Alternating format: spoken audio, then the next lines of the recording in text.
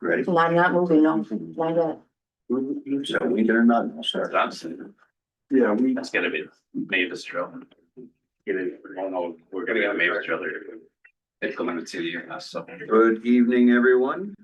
Today is Wednesday, April 22nd, 2026. It's 7 o'clock, and I'm calling the joint meeting of the Somerset Town and Village Board and Fire and Rescue Commission.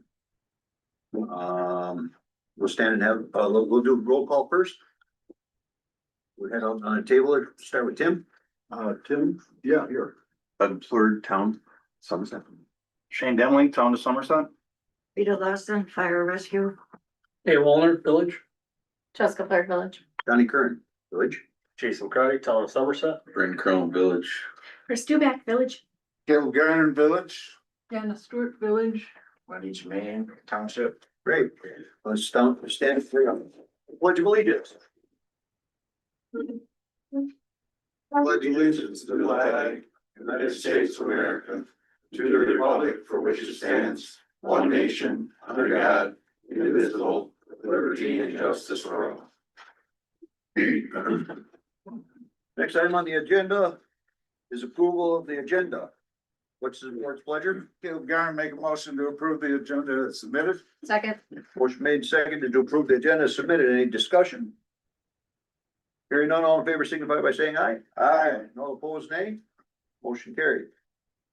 Next item on the agenda is public comment on agenda items, 2 minutes per person, 14 minutes topic. Anybody wishing to give comment on agenda items, please rise to the podium and state your name and address for the record. Or you can just sit in your seat and we'll move on. Anything online? We will close public comment. Next item is consideration of joint meeting minutes. January 28th at Village Hall. Taking time to read the minutes. Review them. Caleb Garner makes a motion to adopt the joint meetings from January 28th as presented. Second. No motion been made and properly seconded to adopt the meetings as presented. Is there any discussion? Hearing none, all in favor signify by saying aye. Aye. All opposed, nay. That motion is carried. Next item is budget and financial report. All right. So you guys should have received a 2-page, budget to actual that has all the operations of the fire department on there. And then there's a single page one that's just budget related item, which I forgot to change the date. We had our first quarter payroll. Nothing really significant going on in the first quarter.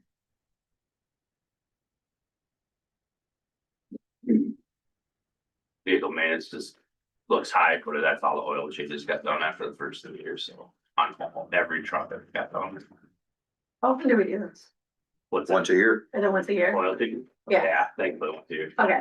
Our big trucks are 1,000 each. Because of DOT, not a DOT, but a phase, almost like a DOT. Plus the oil, oil changes and whatever else he does wrong. And you're doing that yourself or somebody else? We have Foreman Fire does that, and then Damanos does any of our gas vehicles.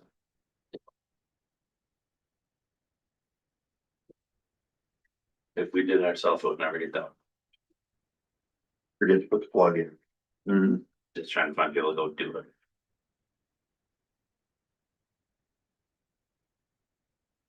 Any other questions of Sarah or Chief on the budget? Probably also received the balance sheet that just kind of showed all the transactions for the quarter too.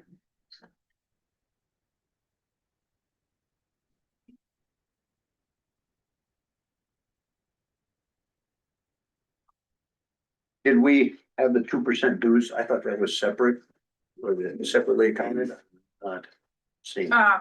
No, Or you guys just doing that in-house? yeah, we just have a spreadsheet for it. got it. I knew Yeah, it was Like something. the stage other is grant stuff, like the DNR grant will show up on a separate line item along with the expenses. The FAP grant will show up different.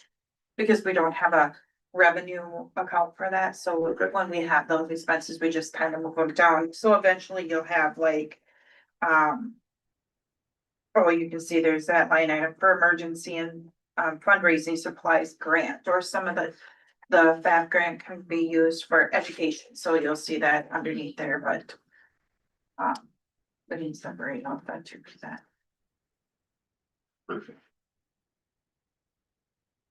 Workers' council is about once a year. I believe so, yeah. Yeah, so it's a guesstimate because I have to submit in the pension prior to that bill coming out, so I have to guess like, all right, here's the safe amount. So that's why it's a little bit over, but the 2% money is what covers that, so it's really not that big a deal to go over. Close, it's not over, I mean, it's. After 20 years, I've gotten a little better at guessing about where to be. It's talking about the workers' comp insurance. Right, but that comes out of the same line. Oh, yeah, it is life insurance, sorry. Life insurance is at the end of the year. And workers have It's an annual, end of the year. the life insurance usually is at that.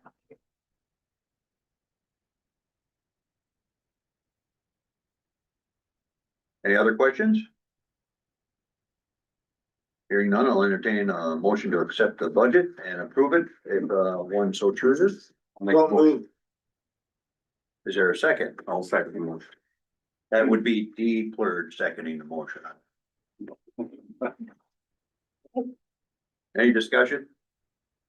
Hearing none, all in favor, signify by saying aye. Aye. All opposed, nay. That motion is carried. Membership update. Travis? Not really a lot we got 2 more starting at the end of the month. We got a couple other applications. We actually have 4 that are ready to go, but only 2 of them are ready to go themselves. The other 2 are, one of them had something came up, I don't know if they're gonna still get on eventually. The other one's on the fire commission and he's just gotta finish some stuff with his pension in Minnesota, the police side of it, before he jumps into another public safety. He has to make sure that he can legally do it without screwing up his pension. So we'll have 4 starting and then I think we got 1 more application since then, so. Is that gonna put you up to then? It would When they all- put us when they're all at on the 30 limit where all farther that all the, but we have room for it, yes. Yeah, That's good news. yes and no. Still got a bunch of training to do. I think. Well, and we would like more people, but we're limited, we can't, or just don't have the room for it. So, That was pointed out in the strategic plan too. yes, it is. Including Sarah on the here. Shoot, I know she gets included in the I do count her as she's an employee, so employee. she's part of the department. I was just happy to have a test that it did happen. Anything else, Travis? And we'll move on. Old business, 8A. Strategic plan updates and presentation. Super. Thank you. This is all you. Let's see you over here. Welcome. Right. Now is the technology best thing.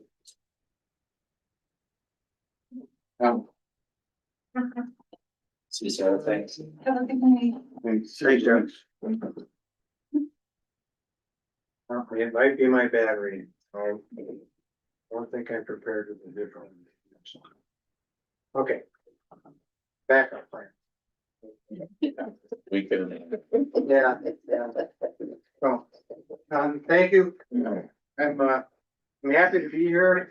It's been a long process. I think we came up with some good strategies for the fire department. And I'd kind of like to begin, I'd like to frame where I'm coming from for this study, so you can see it from our perspective. The fire departments and villages and towns roughly the size of Somerset that I've worked with in the past, what differentiates them is the fire departments either have fire-based EMS or they don't. Okay, Somerset doesn't. You've got an excellent Lakeview ambulance service that's serving this whole area. Other departments that have fire-based EMS, their focus is assuming they've got adequate firefighters to staff and respond to calls. Their general growth is in the EMS area where they start hiring full-time paramedics. to staff their ambulances. And their goal is to potentially have a fully staffed fire station where it would be a combination where if the two paramedics are on a call and another call comes in, the other people at the fire station can take the backup ambulance and go. Or if a structure fire comes in, the station will go to that. So when you have 5 full-time people on duty, you got the flexibility to do that. But now in fire, and like in Somerset, we don't have fire-based EMS. Your focus is going to be on looking to the future, developing the fire department that you have and preparing it for the future growth. And that's what the strategic goals are aimed at doing.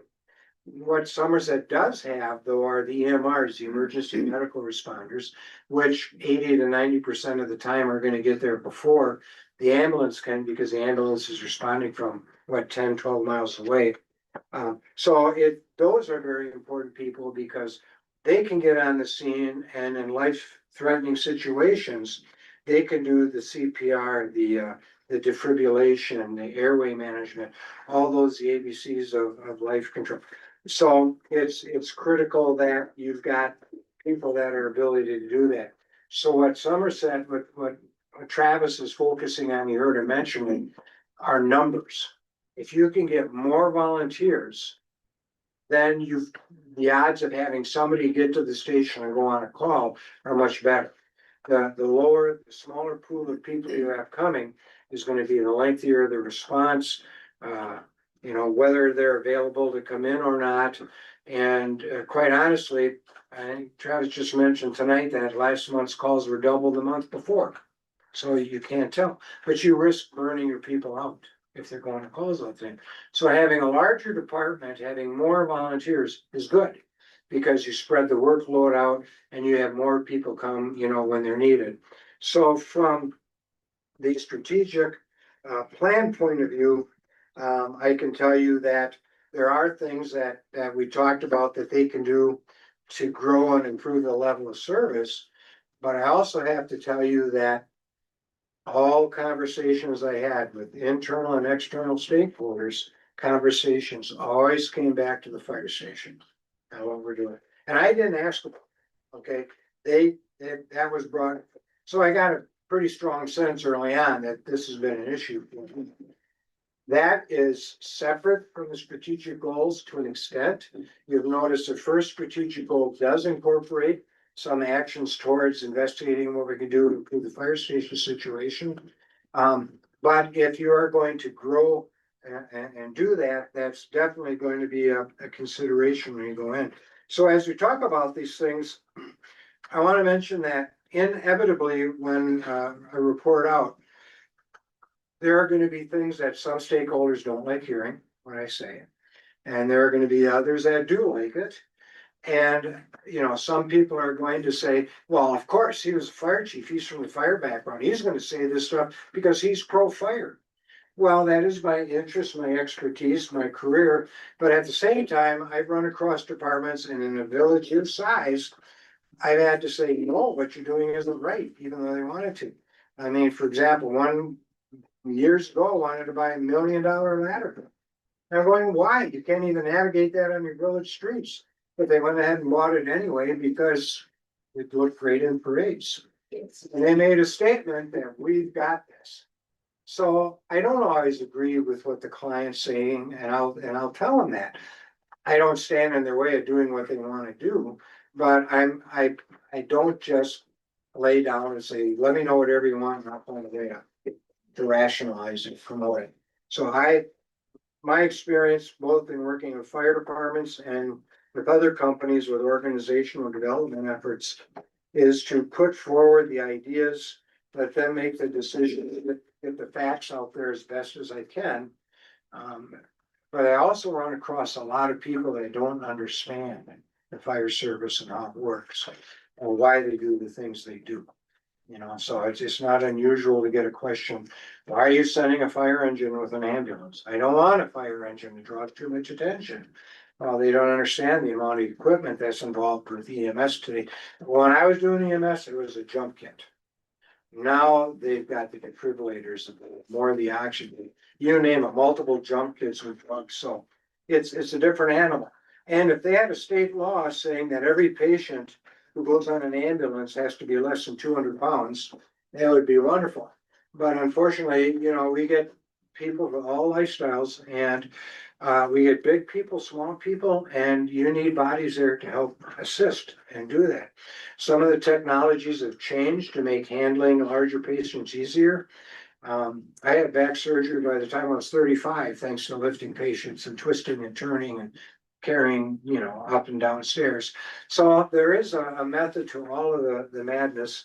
So as you go forward, I ask you to keep an open mind with some of the observations. Ask questions, please ask questions. And then just realize that everybody wants to see this region progress, flourish, grow with the different perspectives of growth for the town and the village.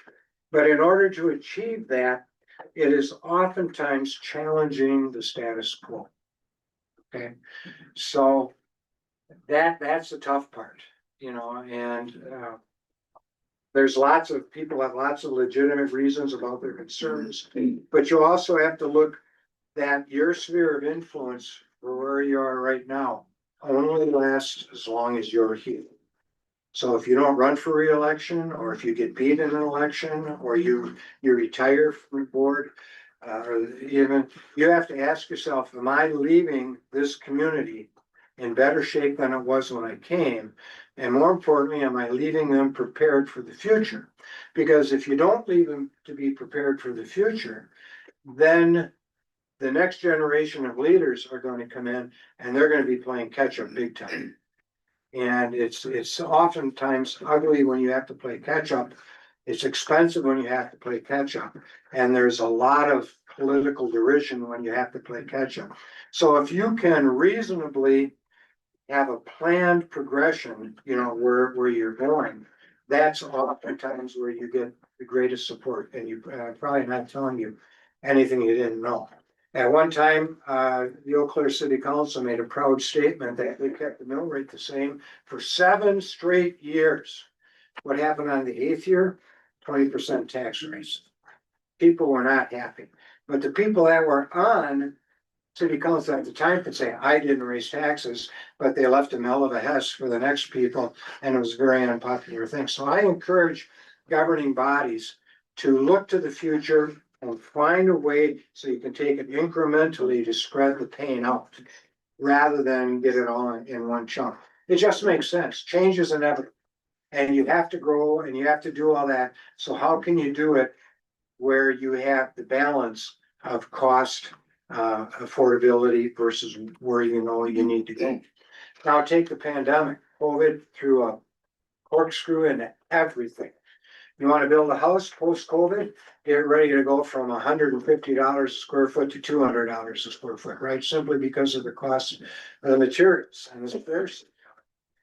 Fire engine today, we would order an ambulance or a fire truck.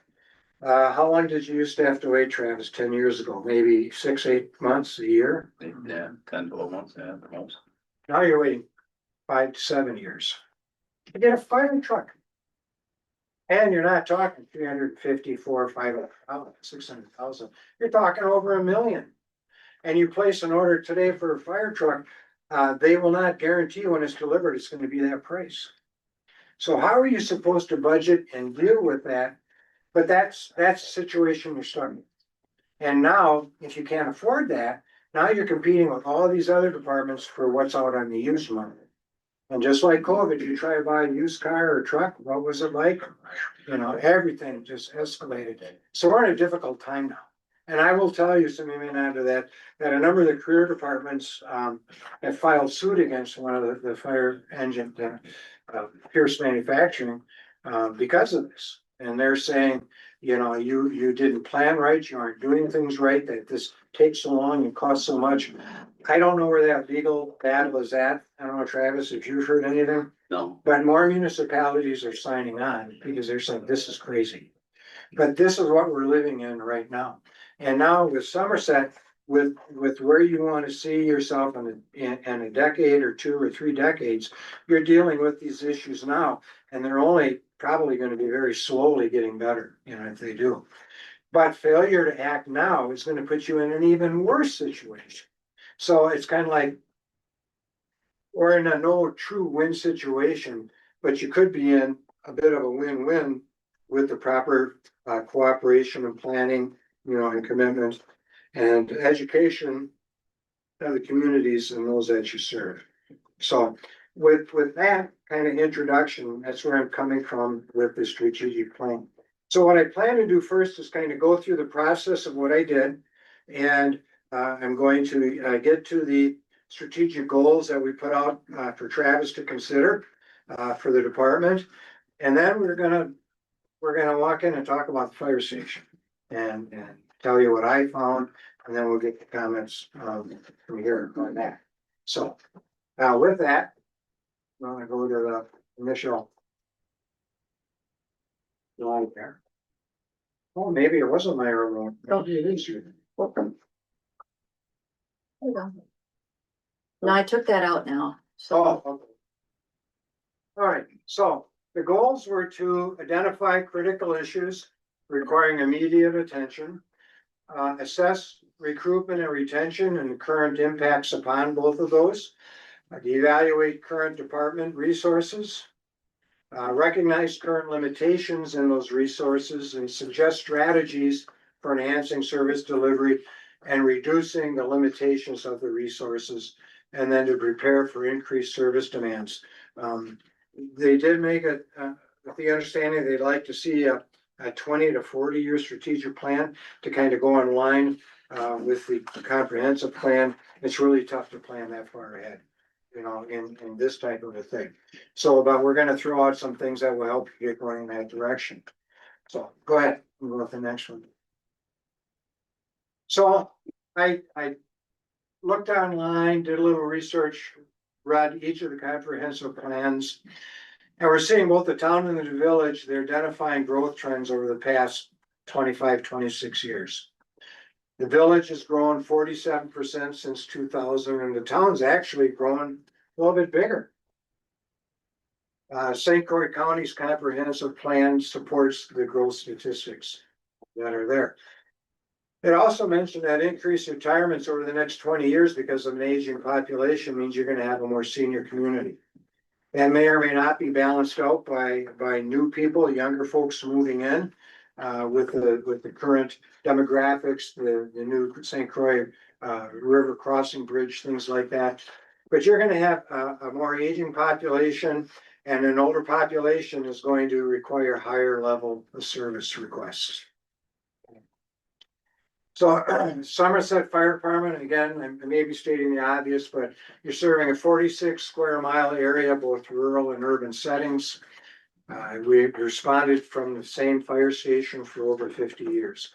I recognize I'm just showing the front of the station, the side's got another couple of bays. So you got a significant area, if for no other reason for travel times, you know, to get out there. That's actually bigger than the city of Eau Claire. By 20%. Currently, you've got 2 engines, and I think I got this right, Travis. 2 engine, 2 tenders, 2 brush trucks, a medium medical response truck, utility pickup, a couple of Polaris Rangers, a couple of boats.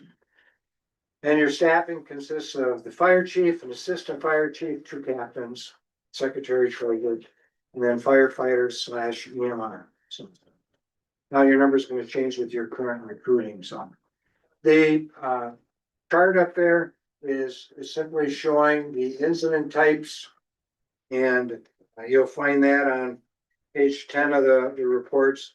Using 2017 as a baseline, you can see how they have increased pretty consistently through 2025. You did have a dip in 2023.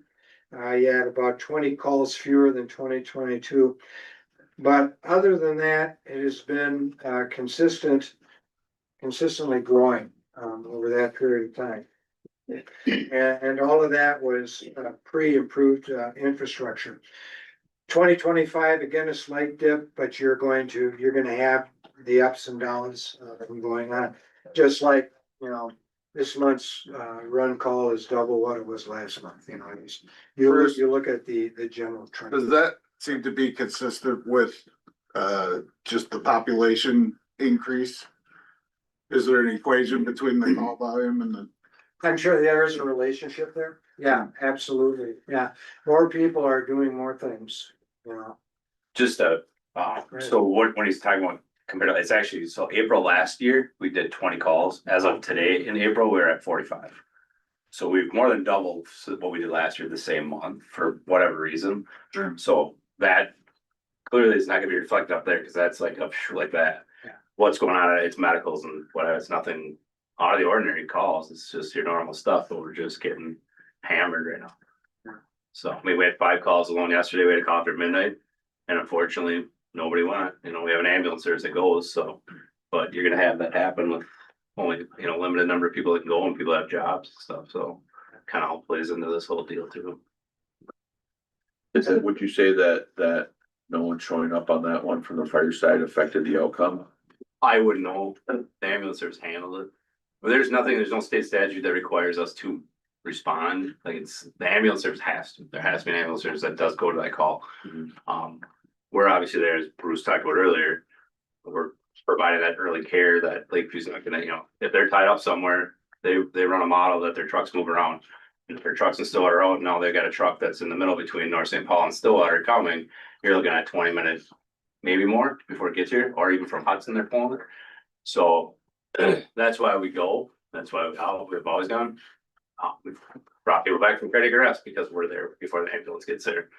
So I couldn't tell you know, what the outcome of that one was. Okay. I don't even remember what it was. It was the chest pain or cardiac symptoms, so I don't remember. I don't know what it was. But I can tell you, if it was a code and they didn't go and someone, you know, if one of the ambulance, if they talk about it, they said, you know, if you'd have gone, you could have defibbed them before you got there, and you'd have made it, people would be devastated. Your fire department personnel would just be devastated. You know, but again, what do you do if you have a limited number of people, high number of calls, either burnout or other obligations?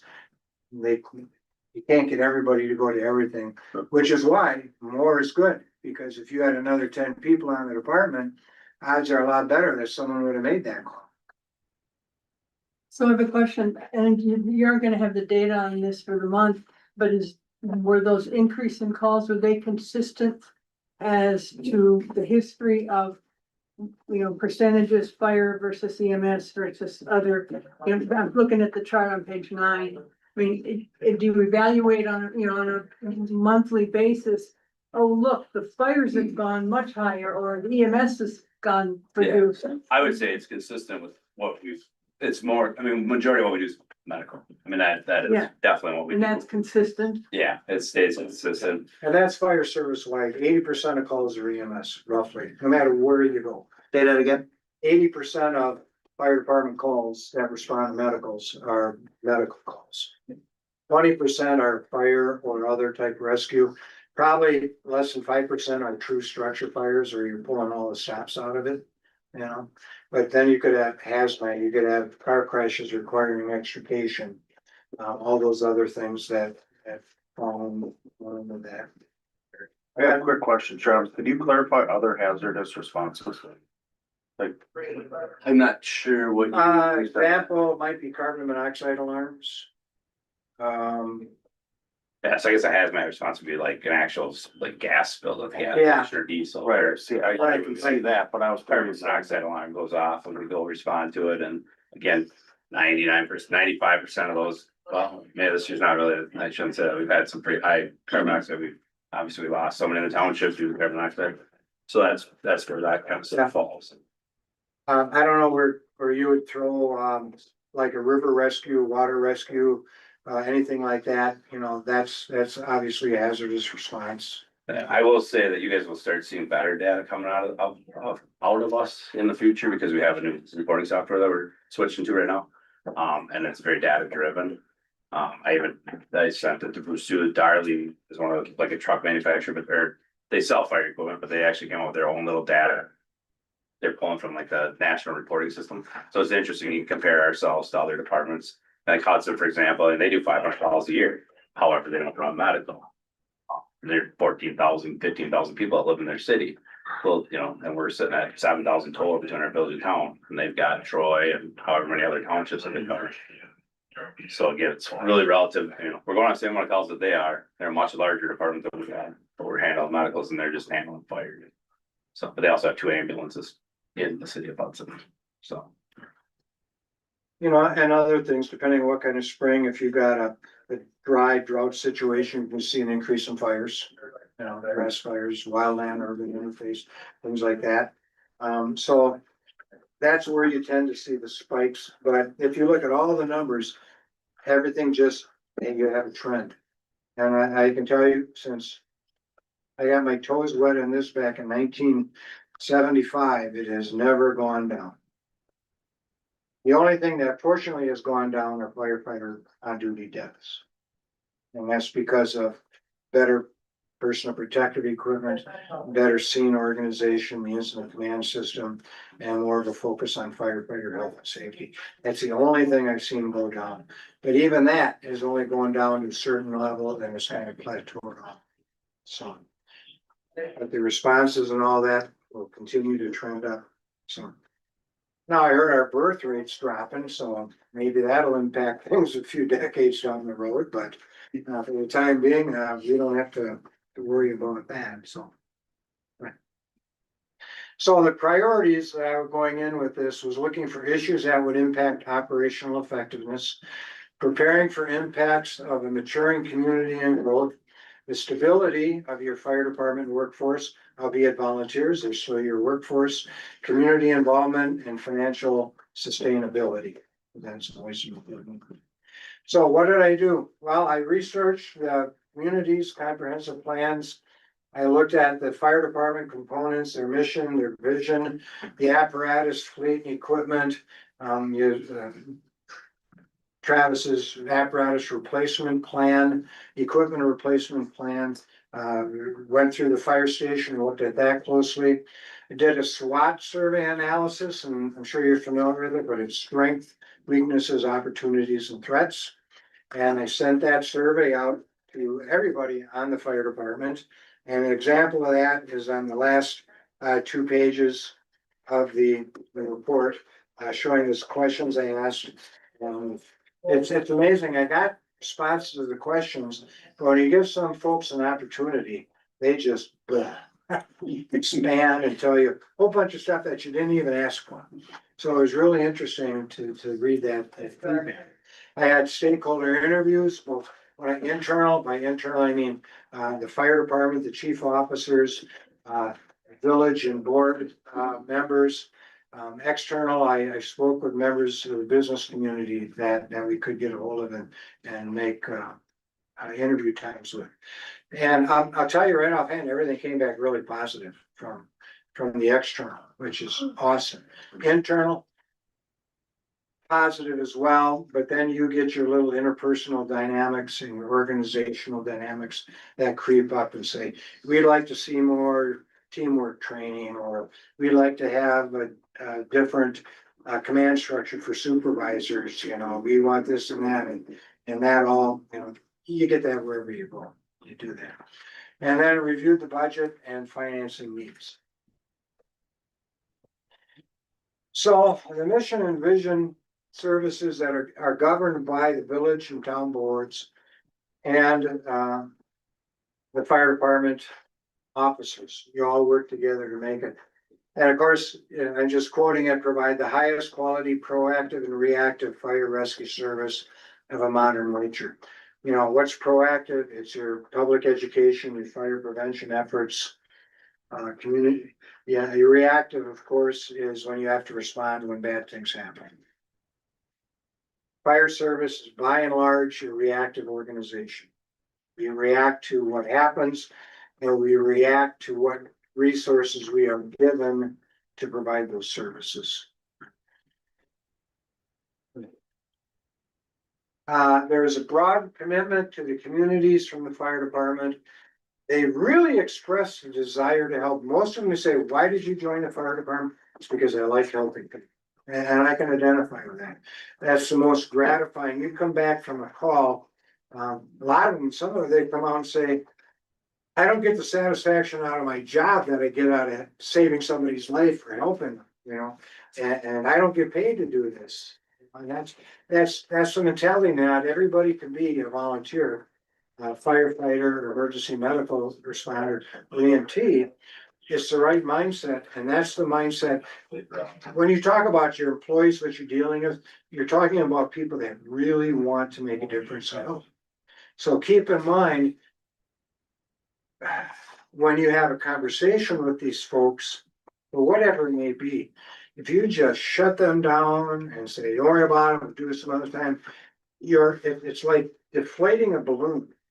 Because they are very altruistic in what they want to do. So you have to communicate with them in a manner that supports that, even if what they want isn't realistic at the time. You have to be able to give them something so that they don't lose their excitement about doing what they're doing. Does that make sense? Not everybody can have what they want, but they can feel that you listened and that there's hope. Okay? Yeah, any ever watched, remember the old movie Dumb and Dumber? And he asked that gal out, the gal said, Not in a million years. not in a million years, and he said, sorry, Oh, there's his name. so you always want to leave a glimmer of hope out there, you know, and listen to them, and who knows what will evolve over the next year, something may come of that. They love the family atmosphere and the camaraderie. I can tell you, 40 years ago, when I was going out to volunteer departments, teaching first responder and things like that, they had camaraderie, but they had a big old pop station or pop machine filled with beer. Okay. And it's a different kind of camaraderie back then. It worked back then, but I saw too many people jump on a tailboard where you don't have a seatbelt or anything after having their camaraderie at the station. That's like, you should not be going out there. Okay. Today, camaraderie is different. Social aspect, absolutely. It isn't focused on drinking like it was back then, but it's like a family where you help each other out. And that's a unique bond. You know, you'll see it in law enforcement, okay, as well. You see it in the military. You see it in EMS agencies. It's just this unique bond where people that have to put it on the line. And any one of those will tell you, I don't know if I'm gonna make it home tonight. I never used to go into work thinking, oh, I may not make it home tonight. But I'm going into work thinking, how do I do everything I can to have a good, productive, helpful shift? And my assumption in doing that, hey, I'm gonna come home tonight. Okay. But today now, in the changing world, things are a lot different. So it's that type of camaraderie that you're dealing with. And for the most part, they're very loyal to each other. So you need to understand that when you interact with them too. Okay. They'll take care of their own dirty laundry often. Okay. In their own unique way. And then that's up for the likes of Travis to manage, make sure it's okay. But I've seen it happen firsthand. So, but they're good people. They see the greatest threats to the fire department is succession planning. Everybody knows Travis isn't gonna be there for another 20, 30 years. What are we gonna do? Who are we preparing people to take his place? What's the future leadership gonna be?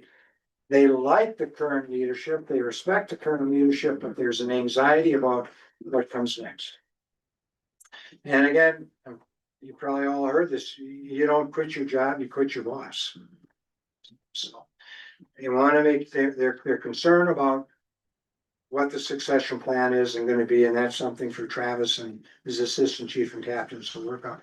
And the other thing is, they fear the loss of your support. If the community isn't there backing them and helping them, then again, like I said, they're this altruistic, they want to help in that. They fear losing community support because that means they're either doing something wrong or they're not being valued.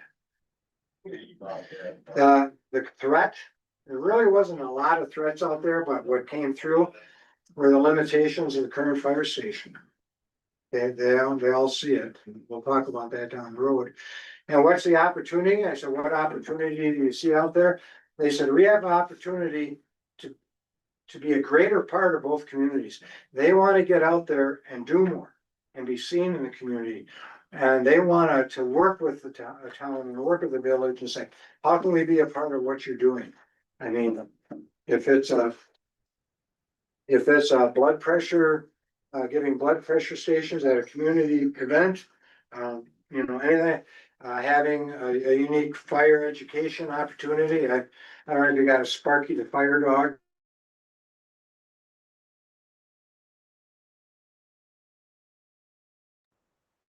They're excited to be a greater part of both communities. And that kind of ties in to the fear of losing community support. They want to be part of it to help maintain the support of both ways. Go ahead, thank you. Okay, stakeholder interviews. I went outside the fire department. Fire department is integral to the community.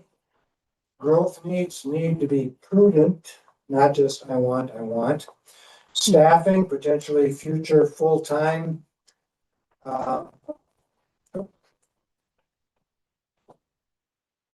There we go. Yeah, I was blocking part of that, so. Training, trucks and equipment, good fire station, it's all critical, they all come together. And most fire departments are gonna tell you this. The growth they see is good for both communities from a fire service perspective and also good to attract business.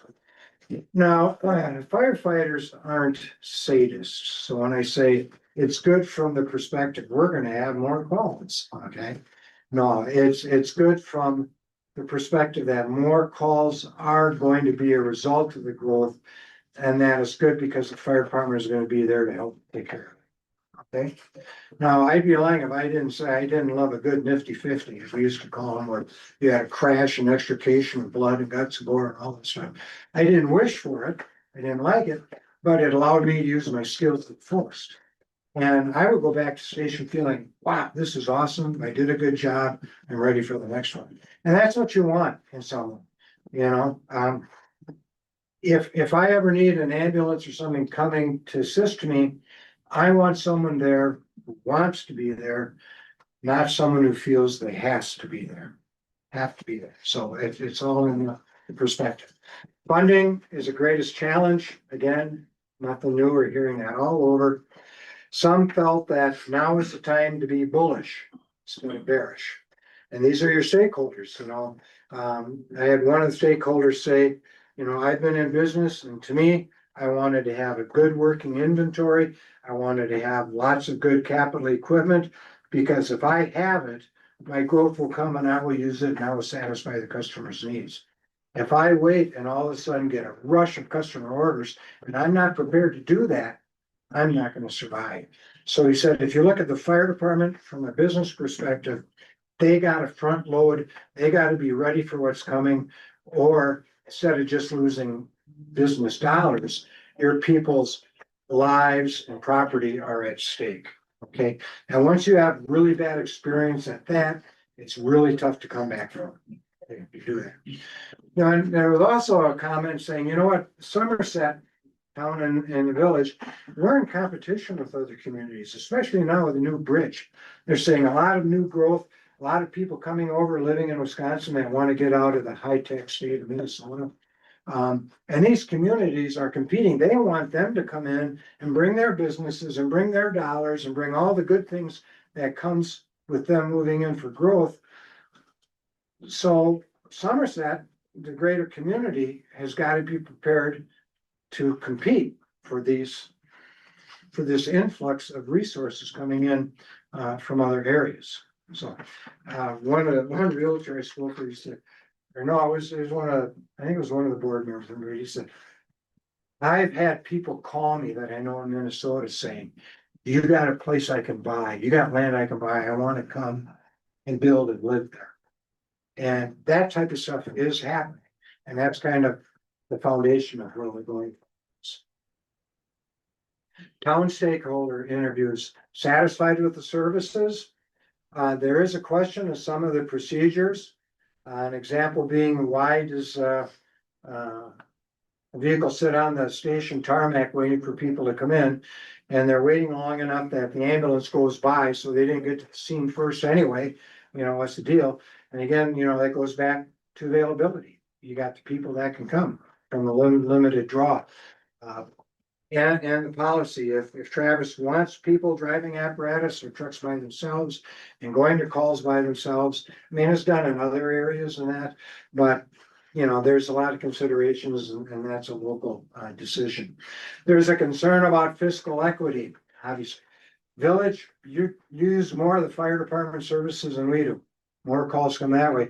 So therefore, the village is benefiting more from the fire department. Does that present a fiscal inequity?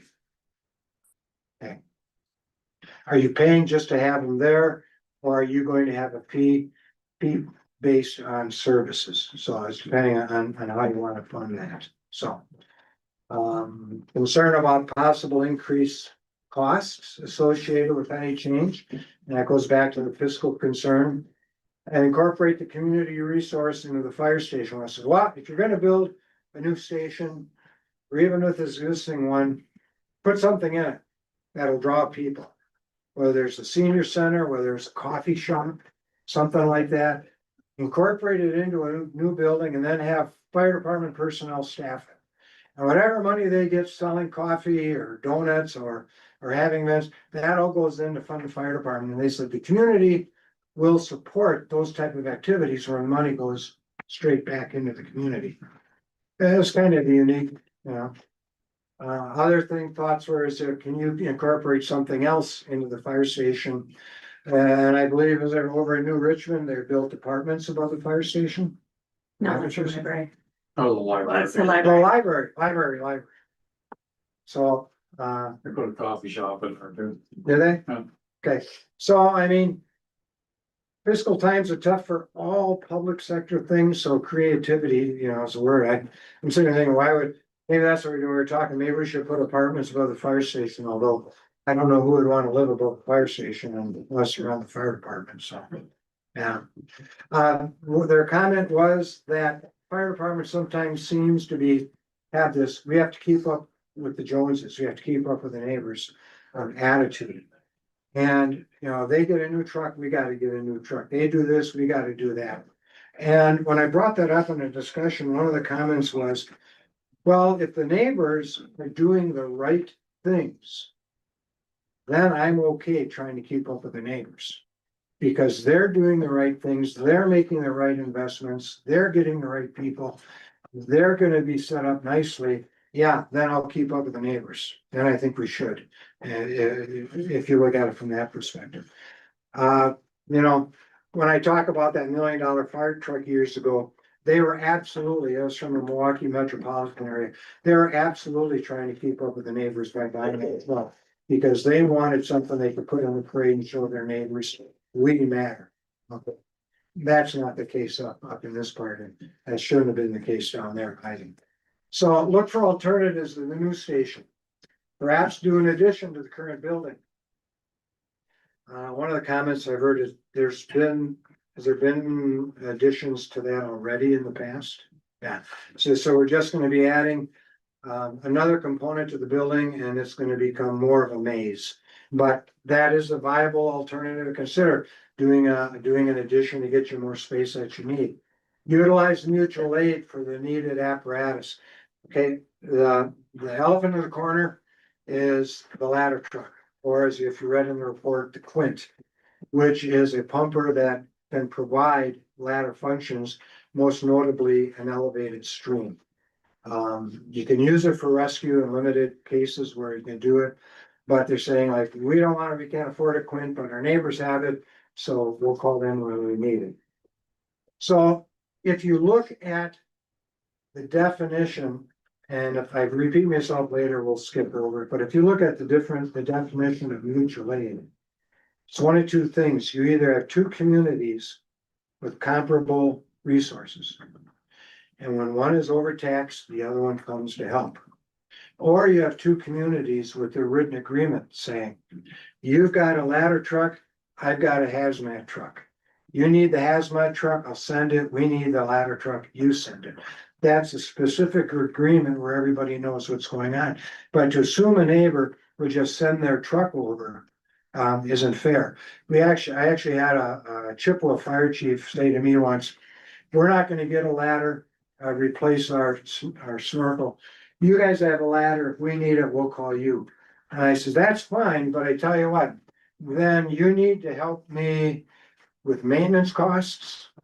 You need to help me with housing costs. You need to help me recoup some of the investment I had in buying that. And you need to help me with the cost of keeping people trained to operate that. Cause that's what I have to invest in to have that for my community. You know, I bought that ladder for my community. I'm willing to share an emergency and a crisis, but if you're gonna routinely count on me to provide a piece of apparatus that you don't wanna buy, then you gotta have some skin in the game. Okay, and that quickly ended that argument. But that's, I mean, to me, that was fiscal responsibility on the part of my department, rather than say, we'll just give everything away that the city taxpayer, you know, paid to have. There's gotta be a give and take.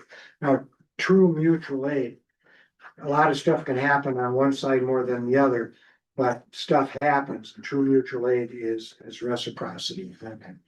And I will comment that throughout the interviews, both the town and in the village, there was not unanimous support for any one thing.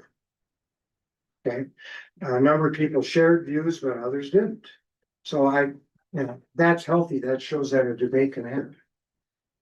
Yeah, yes, sir. Did you find the town versus the village? Maybe the village agreed on something, but the town didn't, or vice versa?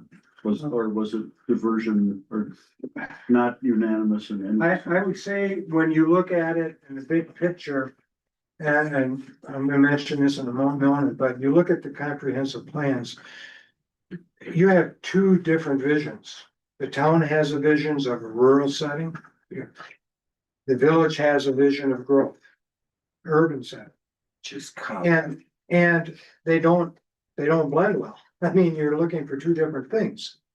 So They're two different things. they're two different things, but there were some town folks that said, yeah, I think the fire department should get a new station, should grow, should do this and that. Because at some point in time, people are gonna need them at the course of the time. And you have village people that are saying, well, property taxes just really went up. I don't wanna put any money into this, you know? So there were individuals that had different perspectives, but by and large, the plan of the community is what's driving, you know, what they're doing. And in all honesty, the towns and the villages' plans aren't compatible. So you've got to find a common ground that's gonna serve both of them equally. And it's understandable, you know, why you feel the way you do. I mean, that's why I moved out of Eau Claire after I retired, because I wanted, you know, 5-6 acres and I wanted over, and I got it. Sometimes you're still not far enough away from your neighbor, but. Question on the Quint. Yes. So we had roughly 50-55 fires over the last 2 years.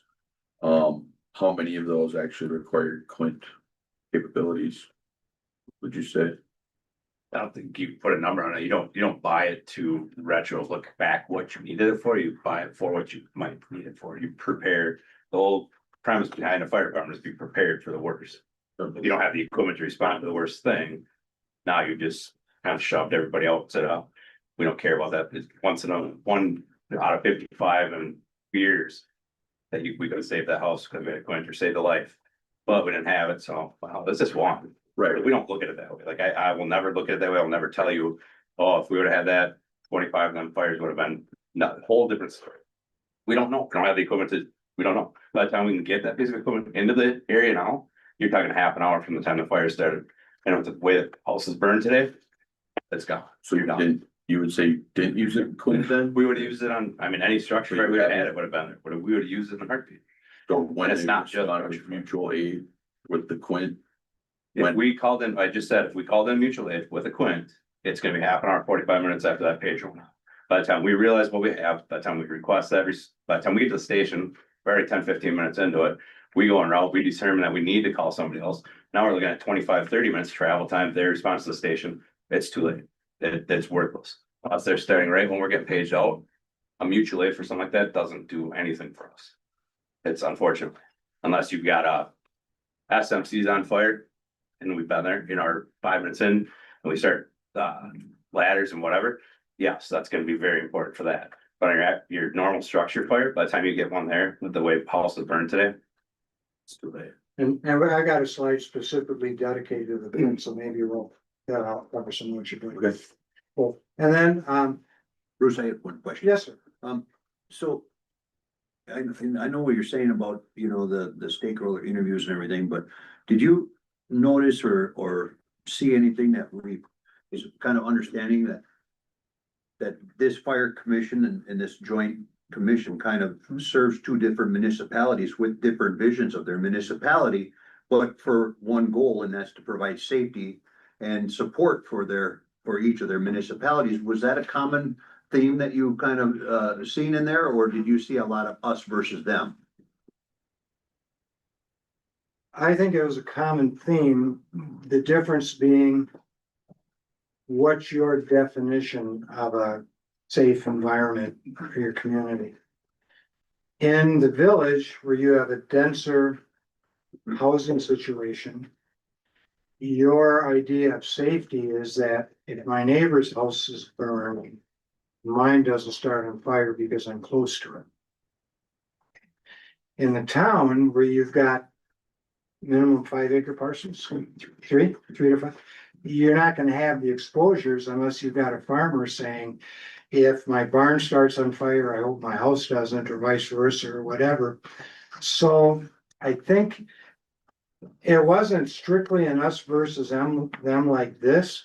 It was more of answering the question from their perspective of what they feel is adequate for their setting. And I can understand that logic and thought process, but was there any understanding of, what the fire commission really is about, is providing, quick response times, regardless if you're got a fire or a house burning, versus, those ambulatory cares? Because one loss of life, whether it's rural or urban, a loss of life is a loss of life. Yep. And those kind of things you can't put a price on. Correct. And was there any of that you were starting to, or did you see that, sense any of that common thought process? Yeah, I did to an extent. You just can't, when you talk about loss of life, though, there's a lot of other factors. I mean, do you have working smoke alarms? Do you have working carbon monoxide detectors? Were you home when the fire was, were you inebriated? Were there some other factors that would contribute to the loss of life? But ultimately, the fire commission serves the good for the safety and protection of its community. I can tell you, the members of the commission that I interviewed were probably the most pro fire department group that I interviewed as stakeholders. Thank you. And they had very good points raised. I would even go so far as to say they're pretty passionate about their comments. I have another question. Yes. So as we're talking about the village and the town, obviously we gotta look out for ourselves. I've noticed the mutual aid given has risen significantly. So I guess so we're giving help to these other municipalities. So I guess I'm just trying to understand, like, if our mutual aid's going up, why would the other places not help us out with a Quint or help out with that, or why are They would if the call was there. Yeah, they do. One of those, I'm trying to remember which numbers, we had a lot of mutual aid given and mutual aid received. Well, we were missing The one. biggest one is St. Joe Fire, because we have automatic aid with them for every set of medicals. And I will tell you that we are benefiting from that 100%. I don't know how the numbers got put together on the mutual aid side, how it looks there, but I could pull the numbers and go how many times they've come here and how many times we've gone there. You just look at the fact that we do 500 calls a year and the fact that they do 250. We're going to theirs a lot less than they're coming to ours. Yeah, I would say if that would definitely be helpful to have in. Yeah. To at least show that we're. The rest of it, I mean, you've got Mavis, it's, because we have the auto with St. Joe, we don't necessarily call out a lot of other departments, where some of these other departments are responding by themselves and are calling other departments at the help. We have that fortunate agreement, plus we also have an agreement with Richmond with 80th to 90th, all the way to the county line, so. Yeah, automatic aid is a beast amongst itself. If you didn't have automatic aid, your numbers would drop a lot. They're coming, whether it's a waste paper basket fire or a structure fire, they don't know that when the call comes in, they go. It's just like helicopters want auto launches. As soon as they have a significant accident or if the airbags are deployed, the helicopter wants to be launched, whether or not they're requested. That's kind of the way you do it. Now, Mavis that you mentioned, that mutual alarm box, that and mutual aid has to be specifically requested through the dispatch center. Or automatic is boom, and it's down in the statistics right off the bat. So is the mutual aid basically for fire or? Anything car accidents, anything outside of a medical, so hazmat, so. Or like the other, or whatever somebody was talking about, the fire trucks sitting on the tarmac, that, so. That does sit in there, no, because that's with the medical, the ambulance Okay. don't do. The reason that we would sit there like that is we're waiting, because we know we have programs that we know somebody else is coming. And if it's a cardiac arrest, the last thing you're gonna do is go out there by yourself and try to work your car. I've done That's it, fine. you can't, you're at a loss. But I know Once the ambulance goes, we're going there to assist them at that point. Right. The truck probably went right after it, but. And I know it's probably on a different slide, but one thing you said, and it's a little contradicting about the mutual aid. So if the town of Somerset and the village of Somerset buys a ladder truck. And we're mutual aid with St. Joe, will that go out all the time? No. Because my question is, you were just saying they don't maintenance it, store it. And all that, so what I'm getting at is why won't we just use Richmond? When we buy one, it goes to St. Joe. Basically for free. So I reached out to other agencies to see what it would cost, like if we were to say, all right, I'm gonna put you on every time we go to a fire. And it's a lot, you're gonna be paying $500 a time or whatever, every time, because again. And by the time it gets here, we have agreements, when we work with St. Joe, we have agreements already in place that this type of call, you will get this type of truck. We're not gonna send our ladder to every time there's a possible structure fire. Now, if there's a structure fire and it's on fire, you're probably gonna see a ladder truck roll, obviously. Yeah. It only makes sense. But if you got possible fire, it's probably not gonna go. And actually, from a mutual aid perspective, if St. Joe's has a ladder truck. And they're saying, we've got this conflagration, we need another ladder truck. Then you send Somerset's Right. to Well, support. what we were talking about here earlier, and I won't hold it up, but we were saying what. What each municipality is looking for. For instance, I brought it up to Jason here a couple months ago. My neighbor's barn burnt down. There was, I believe, 3 ladder trucks sitting there, and the biggest problem they have is they're gonna get water to it. So, obviously in the village, there's lots of water, but that's what I'm saying, that we got different things to look at Yep. because. Well, if you're gonna have the ladder truck to go like that, then the department has to work on water movement. Right. The volunteer department in our area, I moved from the city with an average response time of 4 minutes. To a township with no fire department and no first responders. Okay, I got nothing. And we contract with the city of Mondovi. So I have to pay $800 an hour if they come up to my place. Even if I'm burning brush with a permit and a good Samaritan on the road calls in so they can see a grass fire. And they come up, even if I did everything right, I gotta pay them $800 for turning the wheel. So I was saying your fire fee of $1,000 is a great deal if you do that. I got $2,400 worth of fire insurance. I can pay 3 hours fire department response. They can't take care of me in 3 hours. Yeah. So Shane, back to so you're saying a ladder truck is useless in the town because they can't hook it up to a fire? No, I'm not saying it's useless. What I'm saying is a ladder truck is only as good as the tankers bringing the water. So they gotta hook it up to a. Right, and what had happened here was, like I said, there was 3 ladder trucks sitting there, but they couldn't get water to it because the driveway was long and there was issues backing up. So But you're gonna have a problem with an engine. It doesn't matter if it's No, an right. aerial or an engine, you're gonna Right, still have. but I'm just saying ladder truck's not the answer for everything, Yeah. obviously, but it's just, you know. In It's the an town, elevated stream. I mean, Right. it's an elevated stream versus Right. standing down here with water. You're gonna go through more water with an elevated stream, obviously, but Right. you know, again, when you go back to the Mavis side of things, we can call up to a box, we have up to 5 alarms, we can go interdivisional, you know, we can go out of our county and start pulling. We can pull them to the tender level, so we could have 12 tenders sitting there with 2,000 gallons each, just sitting there waiting to go to dump. We could set up multiple drop tanks, it's all about who's the space you have to do the operations, but you're gonna run into the same issue whether you've got an engine or an aerial. Right. So So you're in gonna your call it a instance, township. the ladders weren't as beneficial as it could. But part of the reason for my story is that departments that I'm familiar with over there, they do water movement exercises. Their goal is to provide 1,000 gallons of water a minute through this aerial stream and be able to do it for 30 minutes straight. And that's what their whole exercise, and they train and they've got identified water sources to do it. So if you're gonna have an elevated stream, a ladder truck, you've got to have that in place as well. Otherwise, you're absolutely right. It's useless unless, Right. and even in a hydrant situation like a village, if you don't have the capacity to pull that kind of water.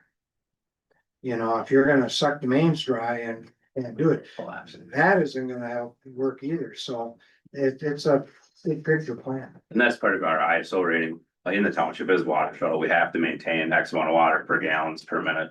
But then we call multiple agencies in with tenders and set it up and we do the drill and show that we can provide X amount of water for 30 minutes or whatever ISO requires, and that's how you guys, you know, your insurance rating is because of that part of it. Water will always be a problem rurally, unfortunately, and that's just, you choose to, I mean, think about the guy who lives on the county line. I mean, look at where Doug lives, by the time we would get there with an engine alone. That fire's already burning how long, Right. you know? But I just don't want the perspective of we get a ladder truck and everything. No, it's not a panacea, it's You know not what a I mean? cure all. You've got to have a whole system geared to support that. Just like you have to have a system geared to support the engines, because what do you carry? Do you carry 1,000, 1,200 gallons in an engine? Well, 750 on our main. 750? And 500 on the secondary. Yeah, they're very lightly carried Yeah. And water. how fast do you go through that water with an inch and a half, 2.5 inch? Exactly. You can look at the village and say that they don't really need tenders or brush trucks. You know, there's 4 different trucks that we own that they really don't use very often. You know, it kind of balances. I mean, obviously a ladder trucks, they're an aerial platform or whatever is gonna be significantly bigger purchase, but. I look at a ladder truck as part of fire safety too, not just. Yeah, if you're going on the road for the ventilation, Going on roofs, you're not throwing ladders up. you from the throwing ground. ladders up, fire falls off the roof and dies. I think one more piece of I this looked before at we it get that too way. deep in the weeds. This report isn't directing No, yeah, anybody no, into no. one Right. apparatus Right. before. But we we address the pros and cons Right. of that, so. Well, the last thing I'll just say from the town stakeholder interview was that their new residents expect the same or greater level of services that they came from. And they honestly don't sit and look at a community and say, what's their police and fire like? If we're, they're gonna move there because they like the setting. One of the village boards, I said recently moved here and you know, they're shocked to find out what is a volunteer fire department. I mean, you just assume you have 911, right? Everybody has 911 now. So if you got 911, you must have these services, but everything's not created equal. So that's the assumption of the new residents. So they filed a question and answer session for the residents. The girls that had questions would be a good thing to have. Okay. So police or joint fire commission comments, and this will go to what you're saying. Success requires a long-term commitment. And that is interesting, but I mean, people spoke their mind. Local leadership work to achieve personal agenda and then they move on. So I'm gonna be elected for 1 or 2 terms, get done what I need to get done, and then I'm out of here. Now, these are perceptions. I'm not stating facts. These are perceptions. Difficult decisions need to be made for long-term benefit of the communities. I guess that goes back to a bit where I said, are you gonna leave your community better for the next decade after you leave? Are you thinking long-term or are we just short-term? In this particular interview, he said, gotta make the tough decisions and do it. We need to if you continue to invest monies on studies, and they've mentioned a couple studies that you all have had done over the last few years, and you don't take any action on the recommendations, and the in-house fighting is the enemy of progress, then you're just throwing your money away on those studies. To a certain extent, you have a sense for what the studies will say, but if you aren't ready to act on and do it, then just don't kid yourselves and don't do the study. Yeah. Possible solution is for the fire department to take over the entire town hall building. We'll give you everything. And then the town hall will have, the town administrative and public works will just have to do something for what they need. Okay, so either way, you're gonna end up building something new, but that was one of the comments. They said, you know, we discussed this fire department stuff 10 years ago. And if we would have done it back then, we were talking about it, it would have been a lot cheaper than doing it now. And said people are continuing to look to move into the area, and if the communities prepare infrastructure and services, they will want to move it here. It may be more attractive than other places, going back to the competition. So they're kind of saying, you know, like that old baseball movie, if you Field of Dreams, if you build it, they will come. That's kind of what they're saying. If you build the infrastructure here, you're going to attract community, because this is a beautiful area. The Apple River and all that. So I did talk with EMS provider at Lakeview. They provide automatic aid to personal injury, crashes, and cardiac events. Sees the greatest 5-year need from the outside looking in, you're gonna need a full-time fire department position. And his comment was, whether it's a fire chief or a fire inspector, you need somebody there full-time to manage the business of fire protection, because it is a business. And if you have somebody full-time, then you've got somebody who can respond right away, if for no other reason than to provide scene size up and direct what resources need to be needed and come in, rather than perhaps have law enforcement who may not be as trained in that incident command as fire is. They said the nice thing about Somerset EMRs, they're willing to get their hands dirty. They don't just carry equipment. And this goes back to, I'm telling you, they're passionate about their job. They will get in their glove up and do the dirty work, whatever the paramedics need, and they're happy to do that. Now, he did say, I don't believe the town or village has a current need to get into the EMS business. And quite honestly, I wouldn't expect a private EMS provider to say they want competition by having a fire-based EMS. But I also believe he's correct in saying the call volume wouldn't support a full-time ambulance in the village or town at this time, okay?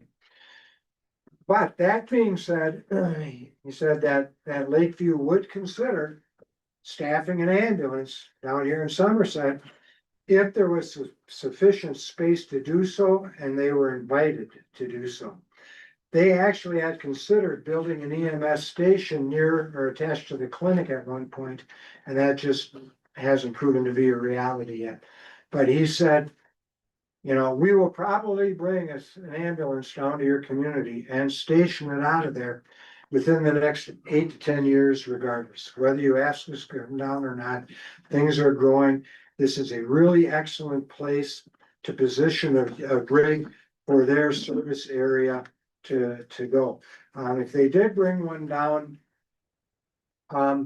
it wouldn't be solely for the town and village, but it's just part of their larger system. That odds are a call comes in, they'll be here or nearby, but they can't guarantee it all the time. But having it here most of the time, or half the time, is twice as much as you got now. And so I asked him, well, if you guys moved into a space I was provided, being you were willing to build something and incur that cost, would you be willing to help with the cost it would take to build a location in a fire station for you guys? And he said, well, it's above my pay grade, but he said, me personally, I think that's a negotiable item we could talk about, but you'd have to talk to management. So there's another potential avenue to help offset the costs. Okay, right, please. Of course, we talked about in-house, it would have a lot of benefits. They could provide training, pre-planning events or exercises. They're just nearby. You can reach out and grab them. Go ahead. So what are the operational challenges the fire department has right now? Daytime staffing, limited number of officer positions to oversee and mentor. And just observation on my part, they mentioned they had 2 captains, but there's no other level of supervision between the captains and the line. If they had another level below captains, if they had some lieutenants, then it's more to oversee and mentor. Most career departments have an officer to firefighter ratio of 1 to 2. 1 officer to every 2 people, sometimes 3 people, and they train as a group, work as a group, function as a group. Here you don't have that ratio where younger firefighters and that can seek a mentor in that to develop and grow into it. Fire station limitations, we'll talk about area and that. Financial resourcing obviously is a challenge. And then the opposing growth strategies we mentioned is a challenge. So all agree that growth will occur, but from different perspectives. And again, we talked about this, the village looking for support, sustainable growth, and the town wants to manage their growth and to maintain the rural setting. So the village wants to attract, the town wants to manage, and those are conflicting strategies. Go ahead. The new bridge has already impacted the traffic count and made more easily accessible. And as we mentioned before, it's encouraging relocation, come over in the smaller communities. Any amount of growth and development will be impacted by the community's approach to it. What you want to do that. I'm trying to remember how many they said when they opened up, there were like 2,000 cars an hour or 25,000. Anyways, they built it to handle double the traffic that it's doing right now. And traffic has more than doubled from the old bridge. So they really built it with the long-term future in mind. Right. So we talked about mutual aid. So let's just skip right by there. It's not intended to be a supplement or augmentation, it's a supplement. So the strategic goals and strategies were identified to address the challenges, and the goals were created to help the fire department develop and enhance services to both communities more long-term. Okay, go ahead. So the challenges we mentioned, daytime staffing, a strategy to consider a full-time position. Challenges was response times, strategy, recruit additional volunteers for greater availability. We mentioned that. Recruitment and retention. I asked Travis, you ever go out and recruit people? He says, no, for the most part, we got people coming to us, which is pretty much unheard of. I mean, that's great. But in order to go beyond the 30, to maybe get 40, where you've got 30% more availability of resource, you have to increase station space to support more bodies. You want to maintain the culture and the motivating environment. You know, you don't want to hire so many people that you lose the culture and it deteriorates. So it's managed growth, even with firefighters. Are there statistical numbers that support population to number of members on the fire department? That is a good question. I mean, I made a post on Facebook that kind of spells it out. The times have changed for people, you know, everybody's lives have changed, become more busy. Everybody's, all of yours here from 20 years ago. So when I joined 30 years ago, my availability was, and I was going on everything. I've got a 4-year-old, I've got a wife, I've got a stepson, they've got sports. Everybody's life changes and evolves. More and more, just seems like the more time goes on, the more busier everybody got. So you start to lose out on those personnel where you do need to supplement with more people. You know, 30 years ago, I was going to everything. Okay, yeah, let's go. 50 now, I'm not going to everything. You're not gonna get me out of bed at 2 a.m. when I gotta be up at 4 to go to work. So I don't know that you can really align it with the call one. You can, it's an increased amount of calls, because if you're expecting the person that did 25% when you had 200 calls to do 25% when you have 500 calls, you see the problem. That's a lot of calls. So when you have 40 people versus 30 people, you've got an additional 10 people that could be going on these calls that maybe you can stay home and not. So it's. Or they're gonna have people assigned to be available on a certain day. Some of them do, they sign up for weekends, so they know they've got these people available, they're gonna be there, and the rest don't have to do it. Maybe from the apparatus perspective, I can answer that question, is that the National Fire Protection Association, NFPA, has standards and they have recommended staffing levels for the apparatus. So they're saying an engine should have 4 personnel on it when it rolls out of the station. Ladder should have 5, you know, a tender should have, I don't know, 2 or whatever it is. So if you have a department that has all this equipment, but you don't have enough people to staff it per national standards. So ideally, you could say that we've got a ladder and 2 engines, so I need a minimum of 15 people available at any time. It's kind of a backwards way to do it, but and those standards aren't mandatory, they're recommendations, but that's one way to say how many firefighters your community needs based on your resources that you've dealt, that you've felt important to have in the station. Thank you. All right, facilities, additional space, evaluate the options and commit to something. The apparatus challenge, there's no master stream capability to talk about it. And then their fiscal resources, what do you do about funding? While there's a number of options out there, there are grants available through the feds, impact fees they already have in place to a certain extent. A number of communities have used referendums to finance what they're doing. They seek political support. They got their local representative going to bat for them to get those grants. And a lot of them, they'll have public information meetings to try and stir local support for it. So here's what we're talking about with Quince and the master stream. It's a pumper capable of an elevated stream. And it's not a unique piece of equipment. In fact, it's a standard piece of equipment. I would say it's a common piece of equipment for most modern fire departments, which provides a master stream capabilities. Eau Claire got rid of their tower ladder with rescue platform in favor of multiple quints, because a quint is just so much more versatile than just standalone ladder truck in doing it. And the big thing about the elevated stream is, as it speaks, you're providing water from an elevated area. And sometimes they'll have a firefighter up on the top directing the stream. Sometimes they have cameras. Sometimes they'll use drones. But you can effectively aim that master stream where it'll do the most good. You watch a lot of these fire department shows, you know, or if you watch the old emergencies, they're sitting there with a 2.5-inch lobbing water. It's like, where's that going? Good, is there any strategy to where you're putting it? With an elevated stream, you can have the truck anchored and you can move and manipulate the stream to be very effective. It can remove the need for interior firefighting, which goes back to the comment of firefighter safety. It can be very effective at protecting exposures. And this is where the heat and intensity of the fire can set neighboring structures on fire by direct heat exposure. So what they do with the master stream is they'll hose down the structures next door to it to keep starting a fire. That's going to be more of a urban setting thing than a rural.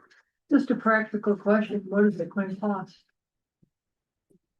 Why, have you priced? The last thing we looked at was an aerial. Good thing you're sitting down. Well, I haven't gotten a recent quint price. The last truck we looked at, a couple of us went up there, custom fire brought down. That was a ladder with a bucket on it. That was 2.5 million. A quint will not be 2.5 million. But I wouldn't be surprised if you're not north of a million. I was saying, I mean, I was prepping for $1 million. That's what I've been saying for a couple of years now, but with the change with COVID, you know, the supply chain, all that, the price, you're probably 1.5. Google says 1 to 1.8 million. So I'd say 1.5. And again, like we were talking to Caleb earlier, quint, there's 5 different things that you can basically build that truck around what your priority is, whether it's the elevated stream is your number one priority or rescue truck is your elevated or your number one priority. That's what I call it. Quint. We talked about the 5 different things it can do. Where your engine is, you know, like we have a rescue pumper right now, so we have an engine that's also a rescue truck, so car accidents, whatnot, we can do with that and put out fires. You could essentially do all of those things out of that truck. So, I mean, theoretically, whatever, you can do more work with fewer people. And that's what it's all about today, getting the same results with fewer people. So if we got a Quint, we wouldn't need the other truck we're talking about getting, or we still need? the Well, other this is the truck that would replace the 98 engine, the one that's gonna be 30 Yes, so years we old. need a truck, no matter, we're getting a truck. We need a no truck, matter what. we're either getting an engine, It's yeah, just we're due for an added engine. capability. It's just adding capabilities. What's the to it. difference from a fire engine to what we were looking at to adding on the Quint? It's the cost delta on that. Well, an engine, I mean, now the engine is $1 million or more. I mean, it's, So it's half a You're million. looking at about 50% more. I'd say, I don't even know if it'd be that much more to be honest with you. Well, Build it out. 1.5, if you're saying 1.5, you're Right. looking at a million, you're looking I at mean, 50%. In 2014, we built that for 650,000. 12 years ago. Yeah. And I believe that same truck's over $1 million. Built the same truck. So. Going up to a point, not necessarily a huge amount more. Okay. So now we're finally, okay, we're at the strategic goals. What are the things that I came up with and talked with Travis that would benefit the fire department? One is to prepare an internal document listing alternative fire station strategies with the justifications, the acquisition or remodeling of the current town hall, construction of the new fire station, with preferred locations. And everything I'm hearing is that the current location of the fire station is an excellent location. You know, a comment was, if we could just tear it down and start over, it's a great location for it. But, also, you know, the village was talking about a campus, public safety and administrative campus. I don't have that in here, but that is another alternative that it was discussed enough that it could certainly be thrown into the pool of conversation to do it. And if you did do something like that, you know, if the village, we talk about in here these different options, the different types of agreements they would have with the town to make something like this happen.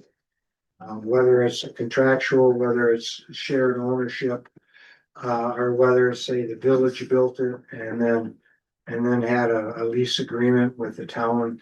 I mean, there's a myriad of things that you could do. Second one, easy, hire a full-time fire chief or inspector or one person that could do both. You get the 2% dues for doing fire inspections, and if you guys are doing the bulk of them anyway, you may as well get a position out of it and have 2% dues paid for a chunk of it. You know, and you've got that. Create junior officer positions, a lieutenant or two. People say, well, when you get the Quint, that's a specialized piece of equipment, all right? Let's have an apparatus operator. Let's have a couple of apparatus operators for a more structured chain of command, and then promote firefighter mentorship. And as openings occur, you get promoted up into an apparatus operator position. You have them trained to fill in for if they can't be there or out of town or whatever. But you do have people that are specifically trained. And then the officers don't have to be the training officers.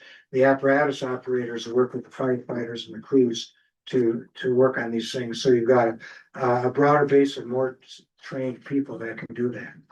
All right. Develop outreach program to address current and future department recruiting and onboarding efforts for volunteers.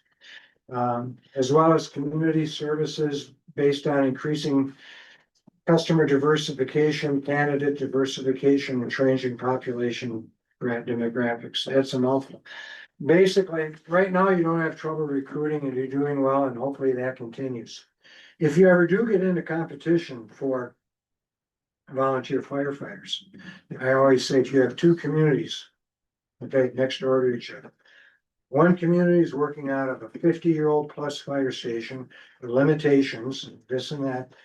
And the other community has a fire station with 50% more space, has a good kitchen setup, has good fitness capabilities, has a bunk room where volunteers want to stay overnight on their own, be available for calls, have great training facilities, have regular social activities for the firefighters. They're doing all this. Which department do you think this candidate is gonna go to? Everything else being equal.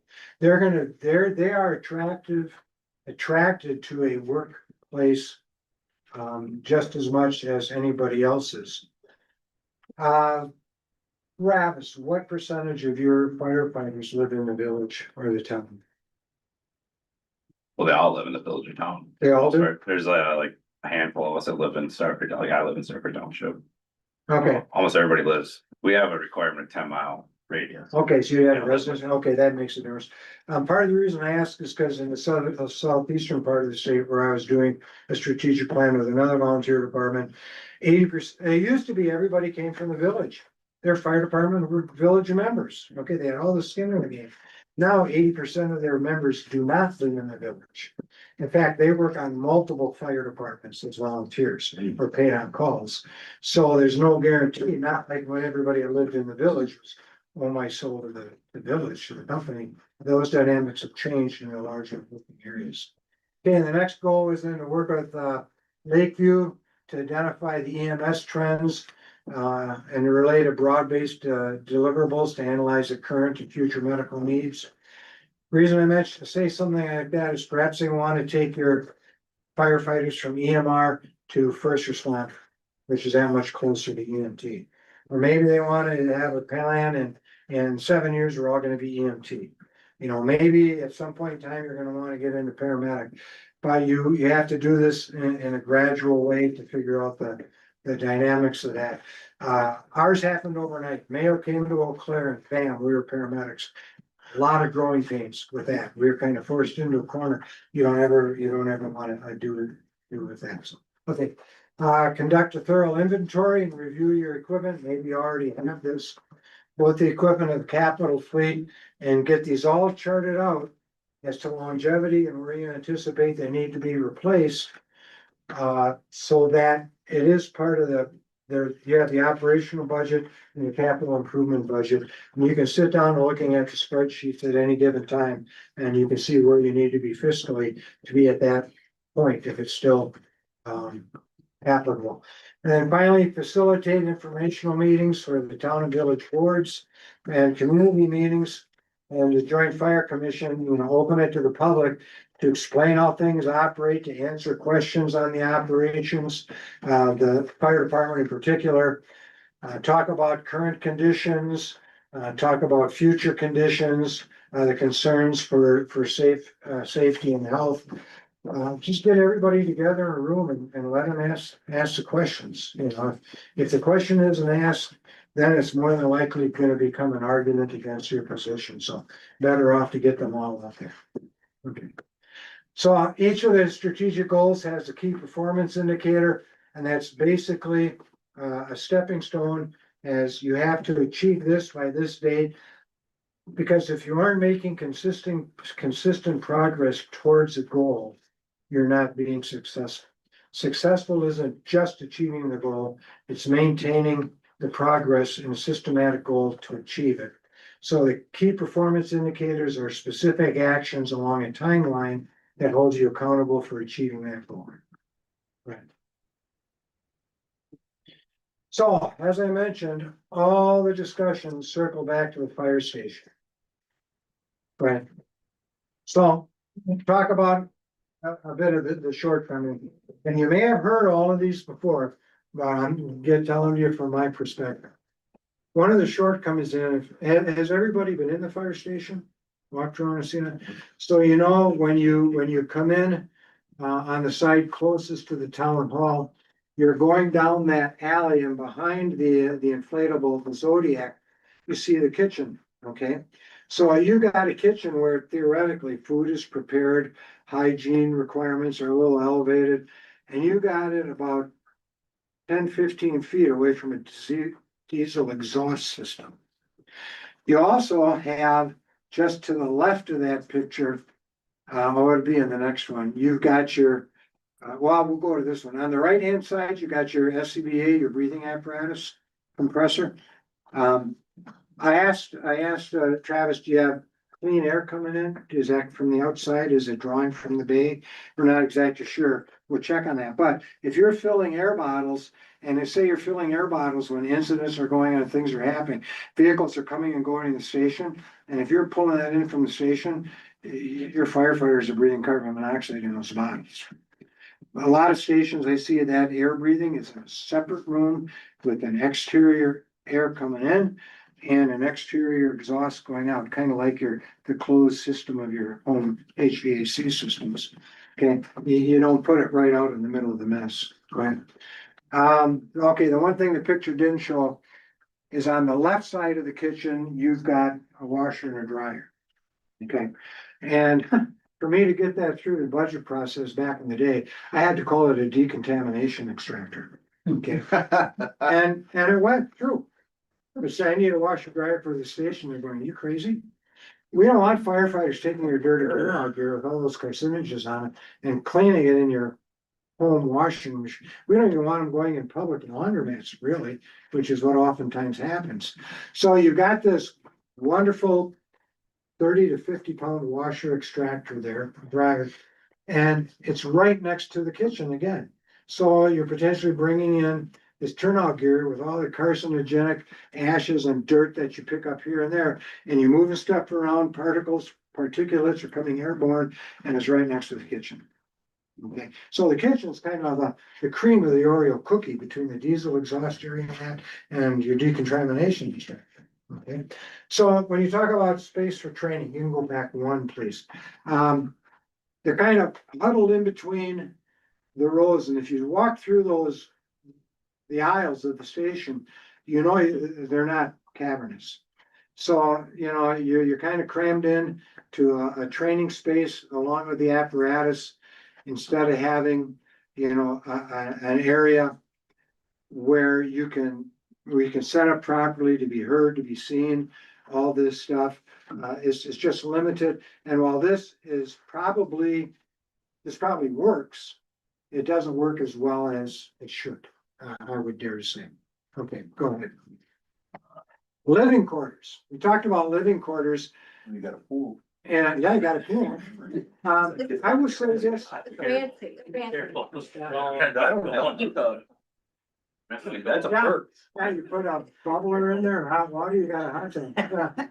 I will say that as new fire stations are being built, the difference between volunteer and career stations are disappearing. Fire station is a fire station. It has kitchen, has a living area, it has apparatus bay, it's got equipment storage, it's got training area, it has living quarters for them. Whether you're volunteer or career, the ones going up today, they got all of that. Now, obviously, you need it in a career because they're 24/7, but in a volunteer, oftentimes there's departments where volunteers, especially the younger kids or the students, you know, they go to the fire station to hang out. Okay, and they study there, and they will sleep there overnight. You know, they'll cook their meals and do all this stuff, and they're not alone where they might be back at their apartment or wherever they're doing. But if you can get your firefighters to volunteer to come and stay at the station overnight, when your night calls come in, you're gonna get a better response time than during the day, because they are right there. So a lot of departments encourage their volunteers to move in for night shifts and things like that. Your living quarters, I don't know, how long ago is that kind of put together, would you say? Over 30 years ago. Right, 30, a lot of things have changed, 30 years. Yeah, it was in place when we were, a lot of you remember the tubing days of Somerset. We actually did staff and sleep up there and stay there. And our bathroom wasn't as nice as it is now, and we lived out of there, and our kitchen wasn't as nice as it is now, and we lived out of there, so. Right, so, yeah, but then again, things have changed now. Just about every every fire station where you have male and female firefighters, you've got private sleeping quarters. Okay, and nobody wants to deal with sexual harassment claims and all this and all that. So curtains don't cut it, everybody has their bunk room. Okay, you know, the living quarters just, it may have been workable 30 years ago, but today, and with the number of people you'd want staying there, it just, I don't even think you could remodel it where it is now to make it work. Plus, it's a bit of a hike down the steps around that to get to the apparatus floor. You know, there's no pole you can slide down and run, you know. You guys should be renting that out. You probably get like $1,200 a month for that. There you go, It's become storage space, obviously. yeah. And you'll see equipment is in that, was being stored in that. I'll tell you, equipment's in every nook and cranny of that fire station if you've been in there. You put wherever they're gonna do it, so. Funding efforts, members seek to help, the members.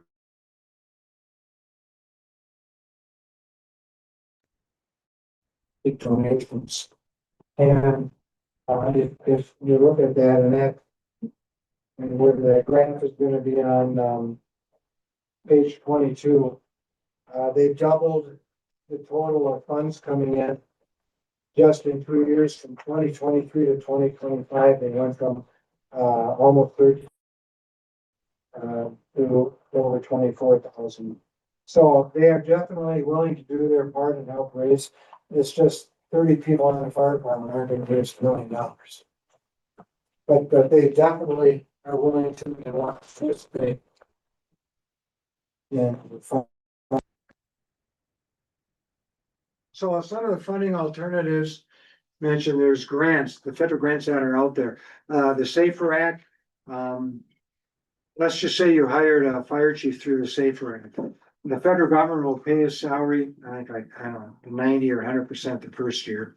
Then they drop to 75% the third year and then 50%. So it gives the community an opportunity to build up for that. But it helps you get going with significant amount of money out of the Safer. Honestly, a number of departments got Safer, Eau Claire got Safer, a couple others. And their biggest problem now, we got the money, they can't find firefighters. You know, when I tested, I was going against 200 people to get a job. Today, it's open. You can go in, you got a job, come in, talk to them, they'll hire you. You don't have to go through a testing process. You have to do a physical agility to extent, but in fact, the current fire chief came up to me and he's the chief. He said, when you were interviewing employees, what did you often ask the prospective firefighter? He said, why should we hire you? What are you gonna bring to the organization? Differentiates you. He says, now they're coming in and they're going, why should I work for you? Why should I come here? And yes, You do it for me now. what's in it for me?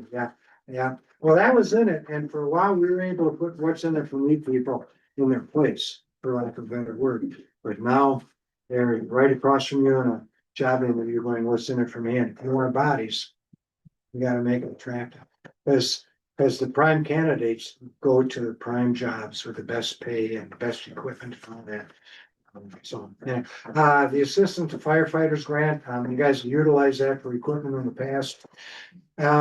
USDA has got rural development community facilities.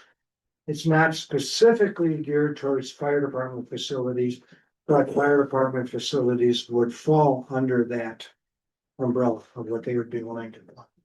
And community development block grants, also the fire department would be under that umbrella. So you could maybe piecemeal money from a bunch of different locations into one. You know, there's things worth exploring. And then the other is the local referendum. Go ahead. And I was asked, you know, local referendums, have they worked? You bet. They generally are used to increase staff, not oftentimes to build the fire stations, but they can be. But they usually do it to increase staffing. And the thing is, if a referendum passes to increase staffing, that gives you an ongoing cost every year because you've got more employees that you need to support and pay every year. A referendum for a one-time capital improvement, say a fire station, even better than a piece of apparatus, because apparatus is going to wear out in 20 to 30 years. A fire station you got for 50 plus years. I mean, just look at your own station, how long that's been there.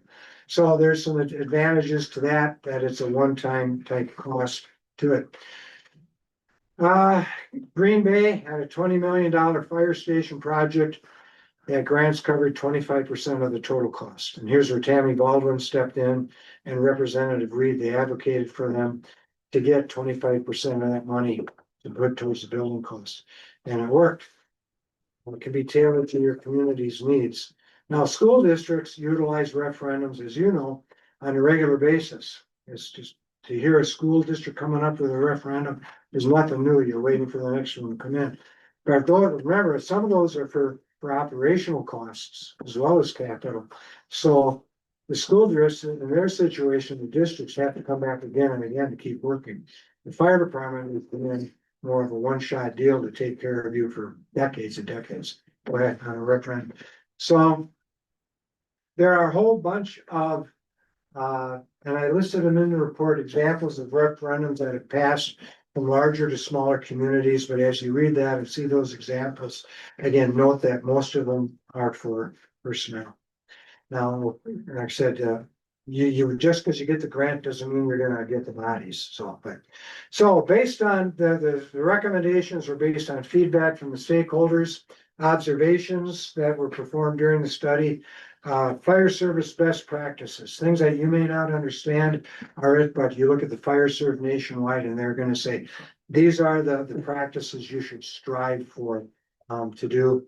And then my own personal experience with building a fire station, expanding services that I did in my career. So I want you to consider this, it will never be cheaper to invest than now. An $8 million fire station today would have cost $5 million 10 years ago. And if you do the calculations based on the projected CPI, it's gonna cost at least 50% more, $12 million 10 years from now. Okay, future growth will help pay for today's investment. Again, you're front loading to get that growth here, to help pay for it. Future growth will be attracted by today's investment. And your apparatus and building costs are going to continue to increase incredibly. And again, if any of you have been doing any building, you know just dramatically how much it's increased. And there's a 3 to 5 year wait on apparatus after ordering. I read an article on a Detroit couple did an addition for their home, or they built it separately. What struck me is they said what their budget was. Their budget was $600 a square foot. I can't wrap my head around that. I don't know what a house, when I built my house back in the 80s, it was $50 a square foot. Then it's 100. I don't know what it is today. It's probably Over 200, 300. over 200-300. 450. Okay, all right, It's out there. all right. So 5-10 years from now, I mean, 600 square foot isn't far fetched No. at all. Go ahead. So I guess an epilogue to all of this is that both communities' comprehensive plan create a vision for your distinct community. That vision is going to be successful if you can work together with your, if the town can work with the village, if the village can work with the town to make it happen. That is where each of your communities are going to be the most successful in the comprehensive plans. Current needs and future conditions as stated in the comprehensive plans and the 2024 MSA professional services study where they talked about the impact fees. Everything that's in their report remains relevant today. Is no less important and in some ways is exacerbated in just the 2 years since that came out. I can tell you, change will occur at some point. I mean, we all have to admit that whether we like it or not. I once had an employee tell me, I know I can't stop change. It's coming. But my job is to slow you down as much as I can. Okay, that was in the best interest. But it didn't prevent what's happening from happening. It was just more difficult to do when it came around to do it.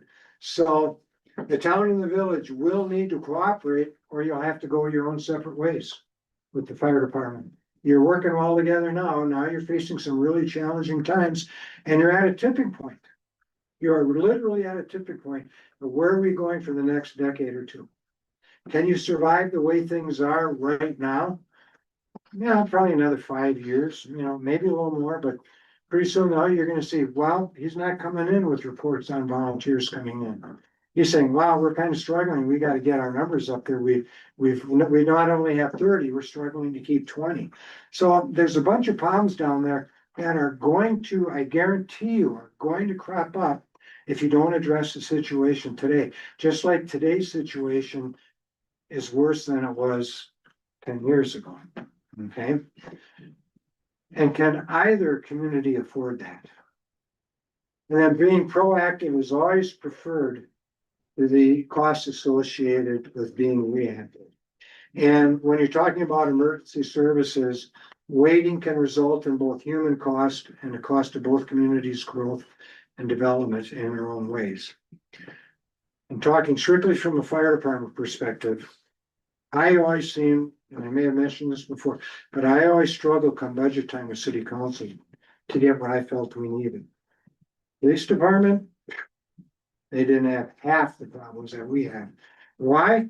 Because you could have an individual 600 pounds, walking their dog around the block, they're a walking heart attack, ready for something to happen. And that person is more concerned about being mugged than having a house burned down or having a heart attack. So the fire department always struggles in any community because we are proactive and we are not reactive. And proactivity costs money. Okay, we had a street in the city probably had a huge sinkhole because 100-year-old water main infrastructure collapsed.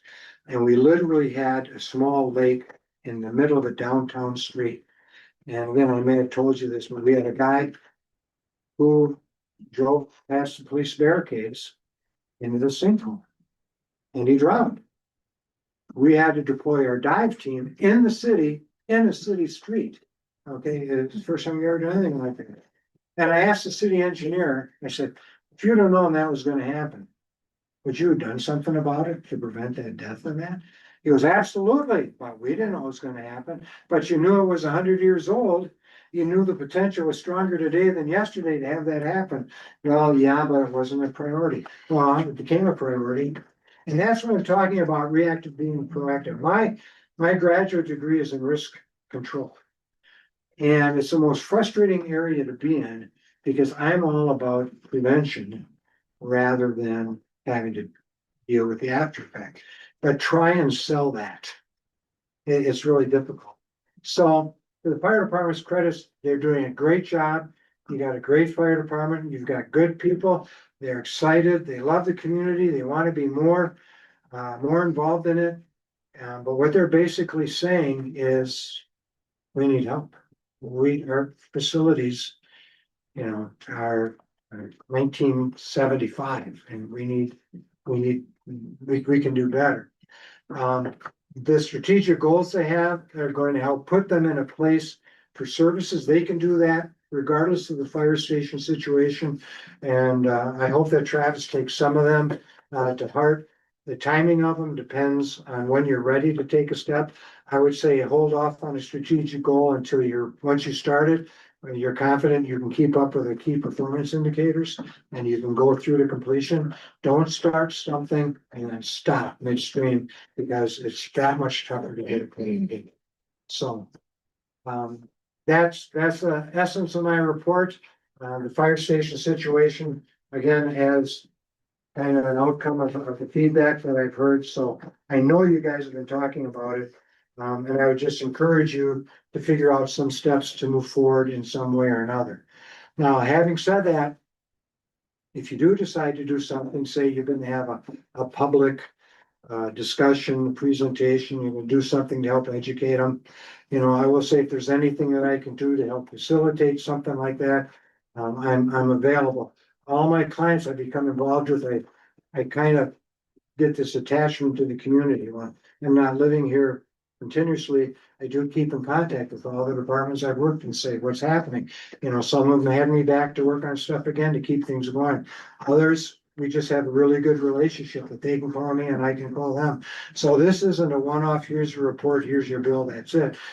You've got me for the long run with anything, that I can, help and do it. Thanks, Bruce. So, Appreciate it. Thank you you. bet. Thank you. Thank you, Bruce. Any other questions or? I think you covered it pretty good. Okay, I know it took a little bit of time, but it's just too important to try and rush through with what you're at. Appreciate all your. Thank you very much. Thank you. Thank you. Quick question. I shouldn't say quick, but there's 7 strategic initiatives that you're recommending. And really the only one that we have on our agenda is maybe talking about putting together a group looking for the next fire truck. Realistically, what would, if you were to make recommendations to us, how many of those strategic initiatives should we be looking at starting? Because otherwise I'm afraid some of those are just gonna sit on the shelf in a book. That's a good question. Honestly, it depends on where you're at. If you are of a common consensus, and consensus doesn't indicate full agreement, right? If you're of common consensus that you need to look at a Quint, that you need to start moving the fire station from the back burner to the front burner, I would say those are your priorities to get going, because those are the biggest ticket items that are gonna take the most amount of room. The other ones, going from EMR to EMT, you might say, yep, we'll do that, but we're gonna plug that a couple years down the road. So it's really an internal decision on what your priorities are going to be. Well, isn't that, doing some of that gonna come from a recommendation from the commission? Absolutely, absolutely. Yeah, I mean, obviously, I put that one, the first one being the fire station, because it's such a big issue. You know, that needs further study, and quite honestly, don't take another 2-3 years to study it, you know, put that on a track where you can get some good work done.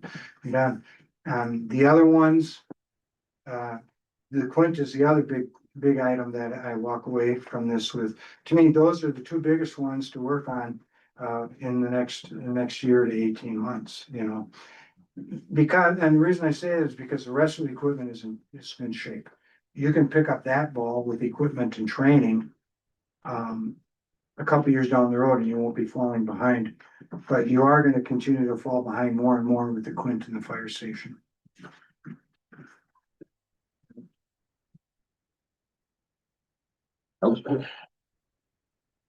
Thanks again for your hard work and putting it You together. bet. Thank you. Yeah, thank you. Okay. No further questions. Next, item up on, the agenda here is fire truck committee members update. So with the last election and some recent annexation, Wally Newman was on that committee for the town. He is no longer in the township now. So he He'll could. be representing the village now. Welcome to the. Welcome to the village. And then also with Dave Wallner, people getting on the board, we typically have one board member from each municipality and 2 members at large. And I think in the past, there was a couple village board members on there, and I'm not opposed to that. It's just that we should make sure we have some citizens at large on that committee. Understood. And, we are, advertising for that because of the shortness of the election and Mr. Wallner, getting on the board. We're going to definitely reach out for that. So it looks like you have a at-large position open on your, And we remember this filling that already, Tabitha Hanson. Oh, okay, so you're appointing them already, Tabitha Hanson? So I will be appointing, in May, the fire commission at-large member. Okay. And I will get that out to you guys then, okay? We're putting out for people that are interested, so I'm waiting for the phone call. So I guess the question was, then Don't expect it automatically. when you get back to the truck committee, we have to get kind of standardized on our committee first. Correct. And then get the correct people on that, you know, on that. So I would say, give me 30 days and then we'll get that back up because I'm concerned Dave was already on the truck committee. And I don't know what the whole committee and commission feels about keeping him on that because he's been already kind of invested in that. I hate to take him off of that horse if you know, it's gonna impact the decisions of the committee or anything like that, so. No, and he's been a very contributing member of the fire commission, so we'd like to see him on there. Not that Chris hasn't, but. Sounds good. All right. Next item, is Parent Street 180th update. But we had the survey done. Zoller did that. Yep. And I believe was that invoice then, we paid it and then Jerry sent it to you. Yep, So 825. The question was was that all submitted to the state or where are we at with that? Because we haven't seen any aid or anything like that come by on our end. Okay, that would be, I think it's this, you know, there's no annexation required. It's Right. just the legal description and the jurisdictional transfer of that. And you guys submitted the jurisdictional transfer? We signed that not a referendum, but they met The memorandum. memorandum for that, and I think that just gets submitted with that legal description. We're being told something different on that, so. Would that just be recorded with the county, the surveyor? The survey gets recorded with registry. I was just. I can talk with Jerry again on how we've done it in the past. Yeah. So that we can get the steps in place, so. If there's anything that, I mean. We're perfectly fine with, putting it up on an agenda and getting that taken care of on our end. Like we had talked about, it's just, we were kind of waiting to say, hey, is there anything happening with that? And we haven't heard anything from the state as far as state aid is. Yep, it's all been transferred over and you guys are gonna get the aid on that and cause you guys are maintaining it, so. There's been some suggestion about you guys get the aid and then we invoice you. And I'm like, I think we'd prefer to just clean it up so that it's right going forward and then we don't have to worry about that for the future. I will talk with Jerry and get the process that we've utilized in the past for that jurisdictional transfer. So that it should be pretty straightforward. Great. Next item on the agenda is, water runoff and development issues at Pine Belt. Ryan? I haven't had a chance to reach out to you, but I know your neighbor that's right on the backside is in one of those, in that blue house. And so I've been watching from his house, going in when they get rainstorms and stuff like that. They haven't gotten their lawn in. No. And, doesn't look like that lawn's gonna go in until July, according to what they've said when they bought the place. And so I'm trying to see if we can't push off, to see what's gonna, go on there, but I haven't seen any adverse flooding in there either. Well, we haven't seen the rain volumes that we did either. We didn't see the snow volume. And last year, I was told they would have their yards in by that fall. Yeah, They missed that date, so why do I have to keep waiting well, we wait for what? for them to tell me that it's been resolved? Well, I'm not saying that, we're not saying it's been resolved. We're still saying that. We're not putting a check in the box claiming that, yep, it's all good, Ryan's off our radar. What I'm saying is those lawns haven't been in, so how could we actually say that has been approved? That's true, but why should I have to keep sitting here and waiting? I've been closed off for 2 years, going on 3 summers now. My other question is, have you, we got a 15-inch rain, snowfall. And we had significant rain and a significant melt right after that, and there was no adverse flooding in that area too. This time around, no, there was not. That's, I was watching that very close. And, but, I'm perfectly fine with keeping this open until they get their yards in and we figure, that this matter is resolved. I was keeping it open, but I don't want it to go on for another 3 years. Well, agreed on that. We both can agree on that, all right? Cause I believe they can't get the last of some money. But yeah, Because there's a certain amount, I think it's a May 31st on the ordinance that they're, Yeah, and that's where I was like, they gotta have their yards in or they're gonna lose that we'll have to put it in and we back charge them for I it, right? think we saved like 2K, we hold like $2,000 or some amount. So that's why I was like, why are they waiting until this time? But I think, I don't know what their reasons, I haven't had a chance to talk to Matt about it. The other thing I didn't understand is the one house, the white house there on the corner of my property. Why they put their gutters on the side of the house they did. If they would have flipped them on the other side, it would have been a village problem, not a my problem. And then we're waiting to see what happens with the water runoff when we get some adverse weather there. So believe you me, that's on my radar as well. So I could say the matter's still on the agenda and we'll continue to watch it until the matter's officially been resolved. Okay. But as of right now, it looks like things have kind of calmed down with water running in as compared to previous years.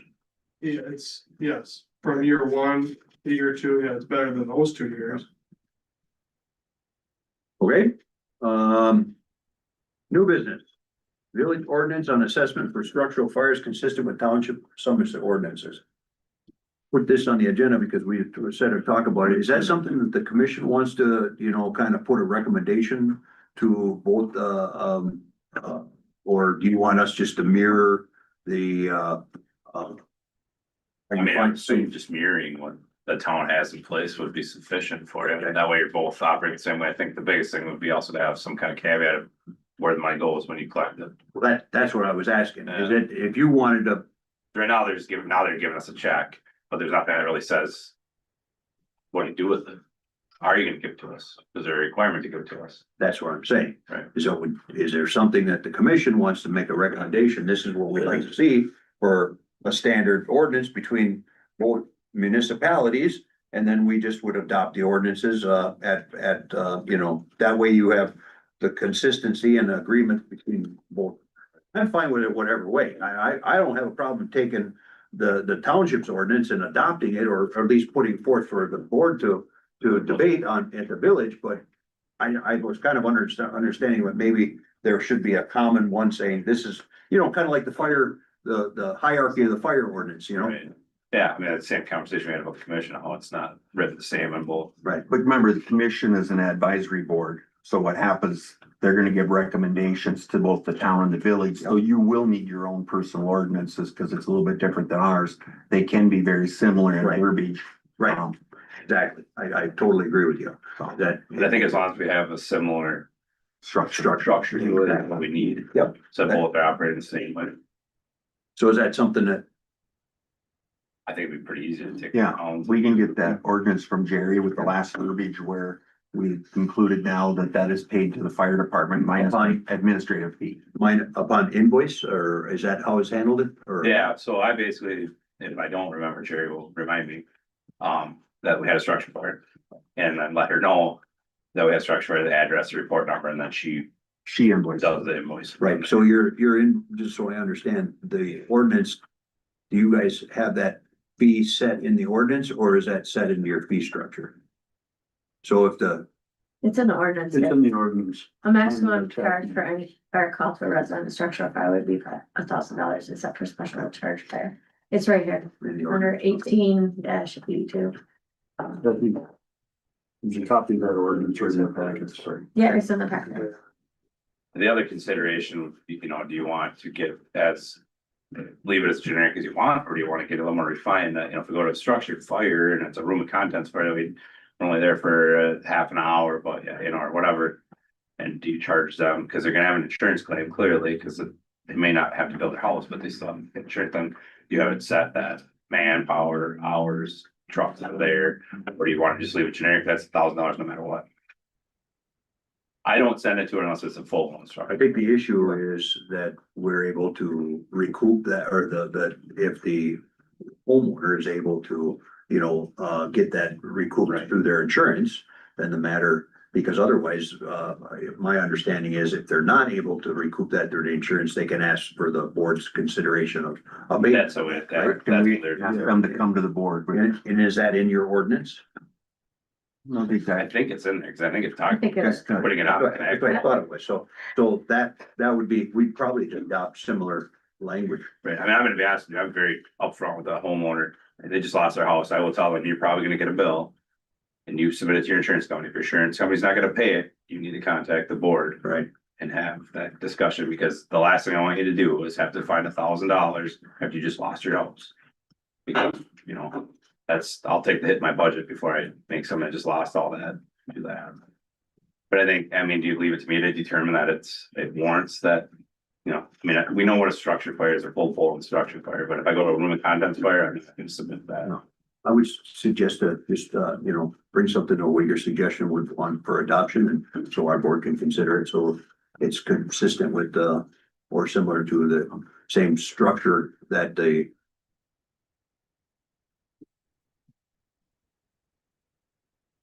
Thank you.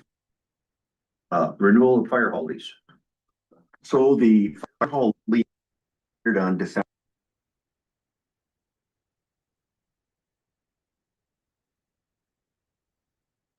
From a 5-year period to a 3-year so much growth going on both municipalities. Bruce, that's the question for you too. We just based upon 4 criteria for municipalities. Airports, medical.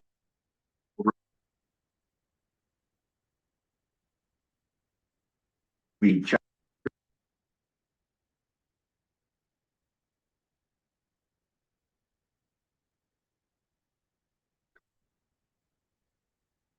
The cost to the fire.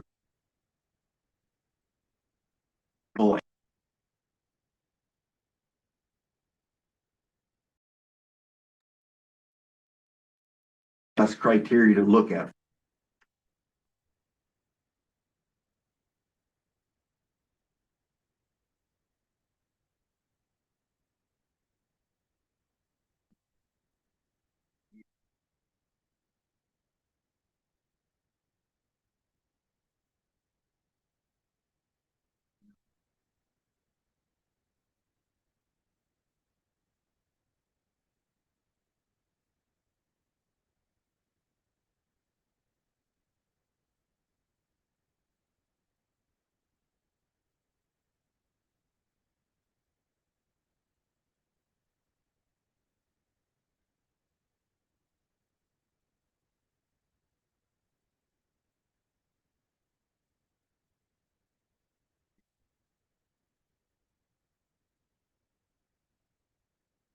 We should look.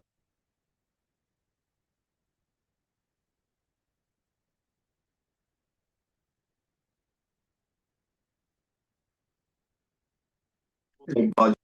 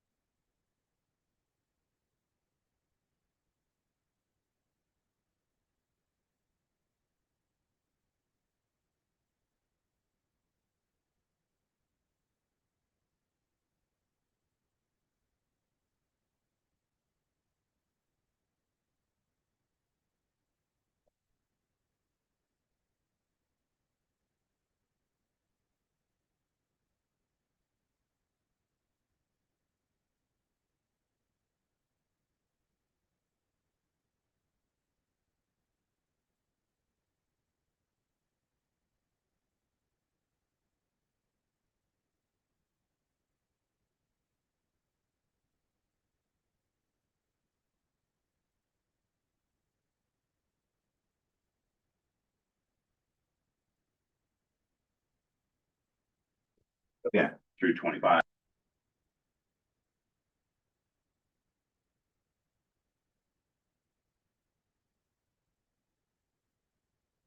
So Yeah, a I mean, yearly you're seeing raise. significant. That's So let's pay for that. right, and that's where it might. Kind of see where it's going. Yeah. I don't agree with You you. back the village, you benefit.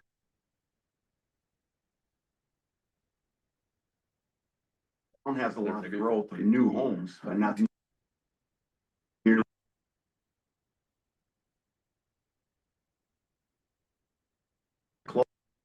Value of some of the newer homes in the village, looking. Numbers for the budget in October. That was my. And like the last.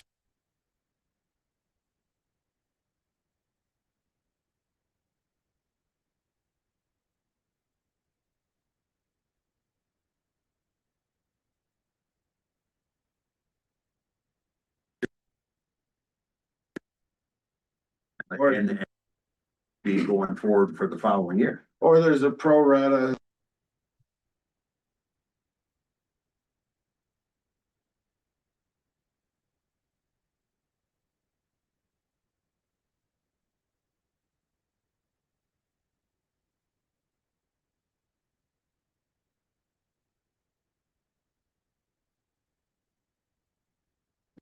Yes.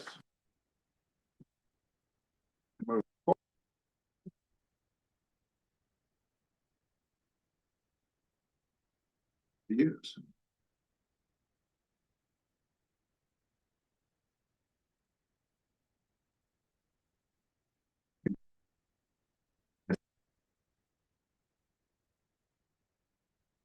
Right. You did. Percent.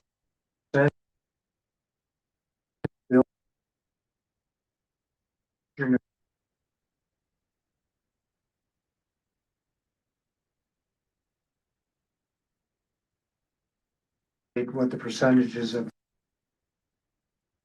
Yeah.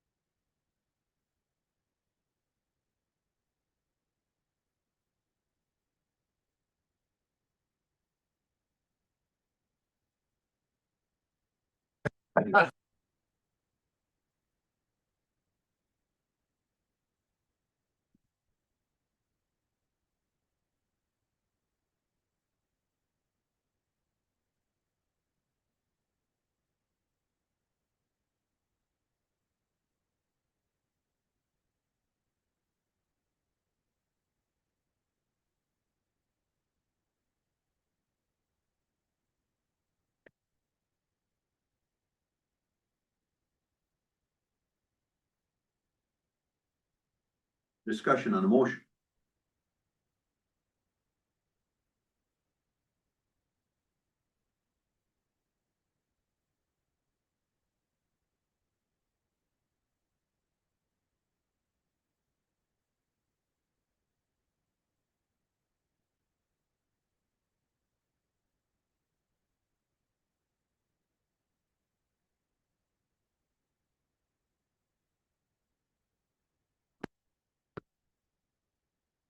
Whatever.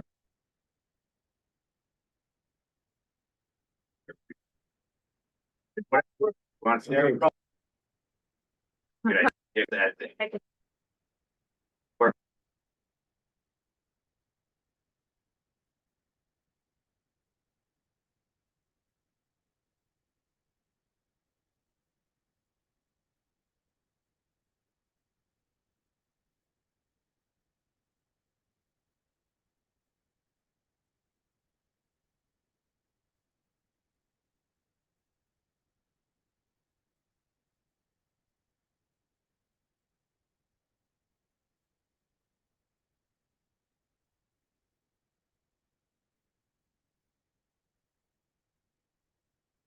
And which is.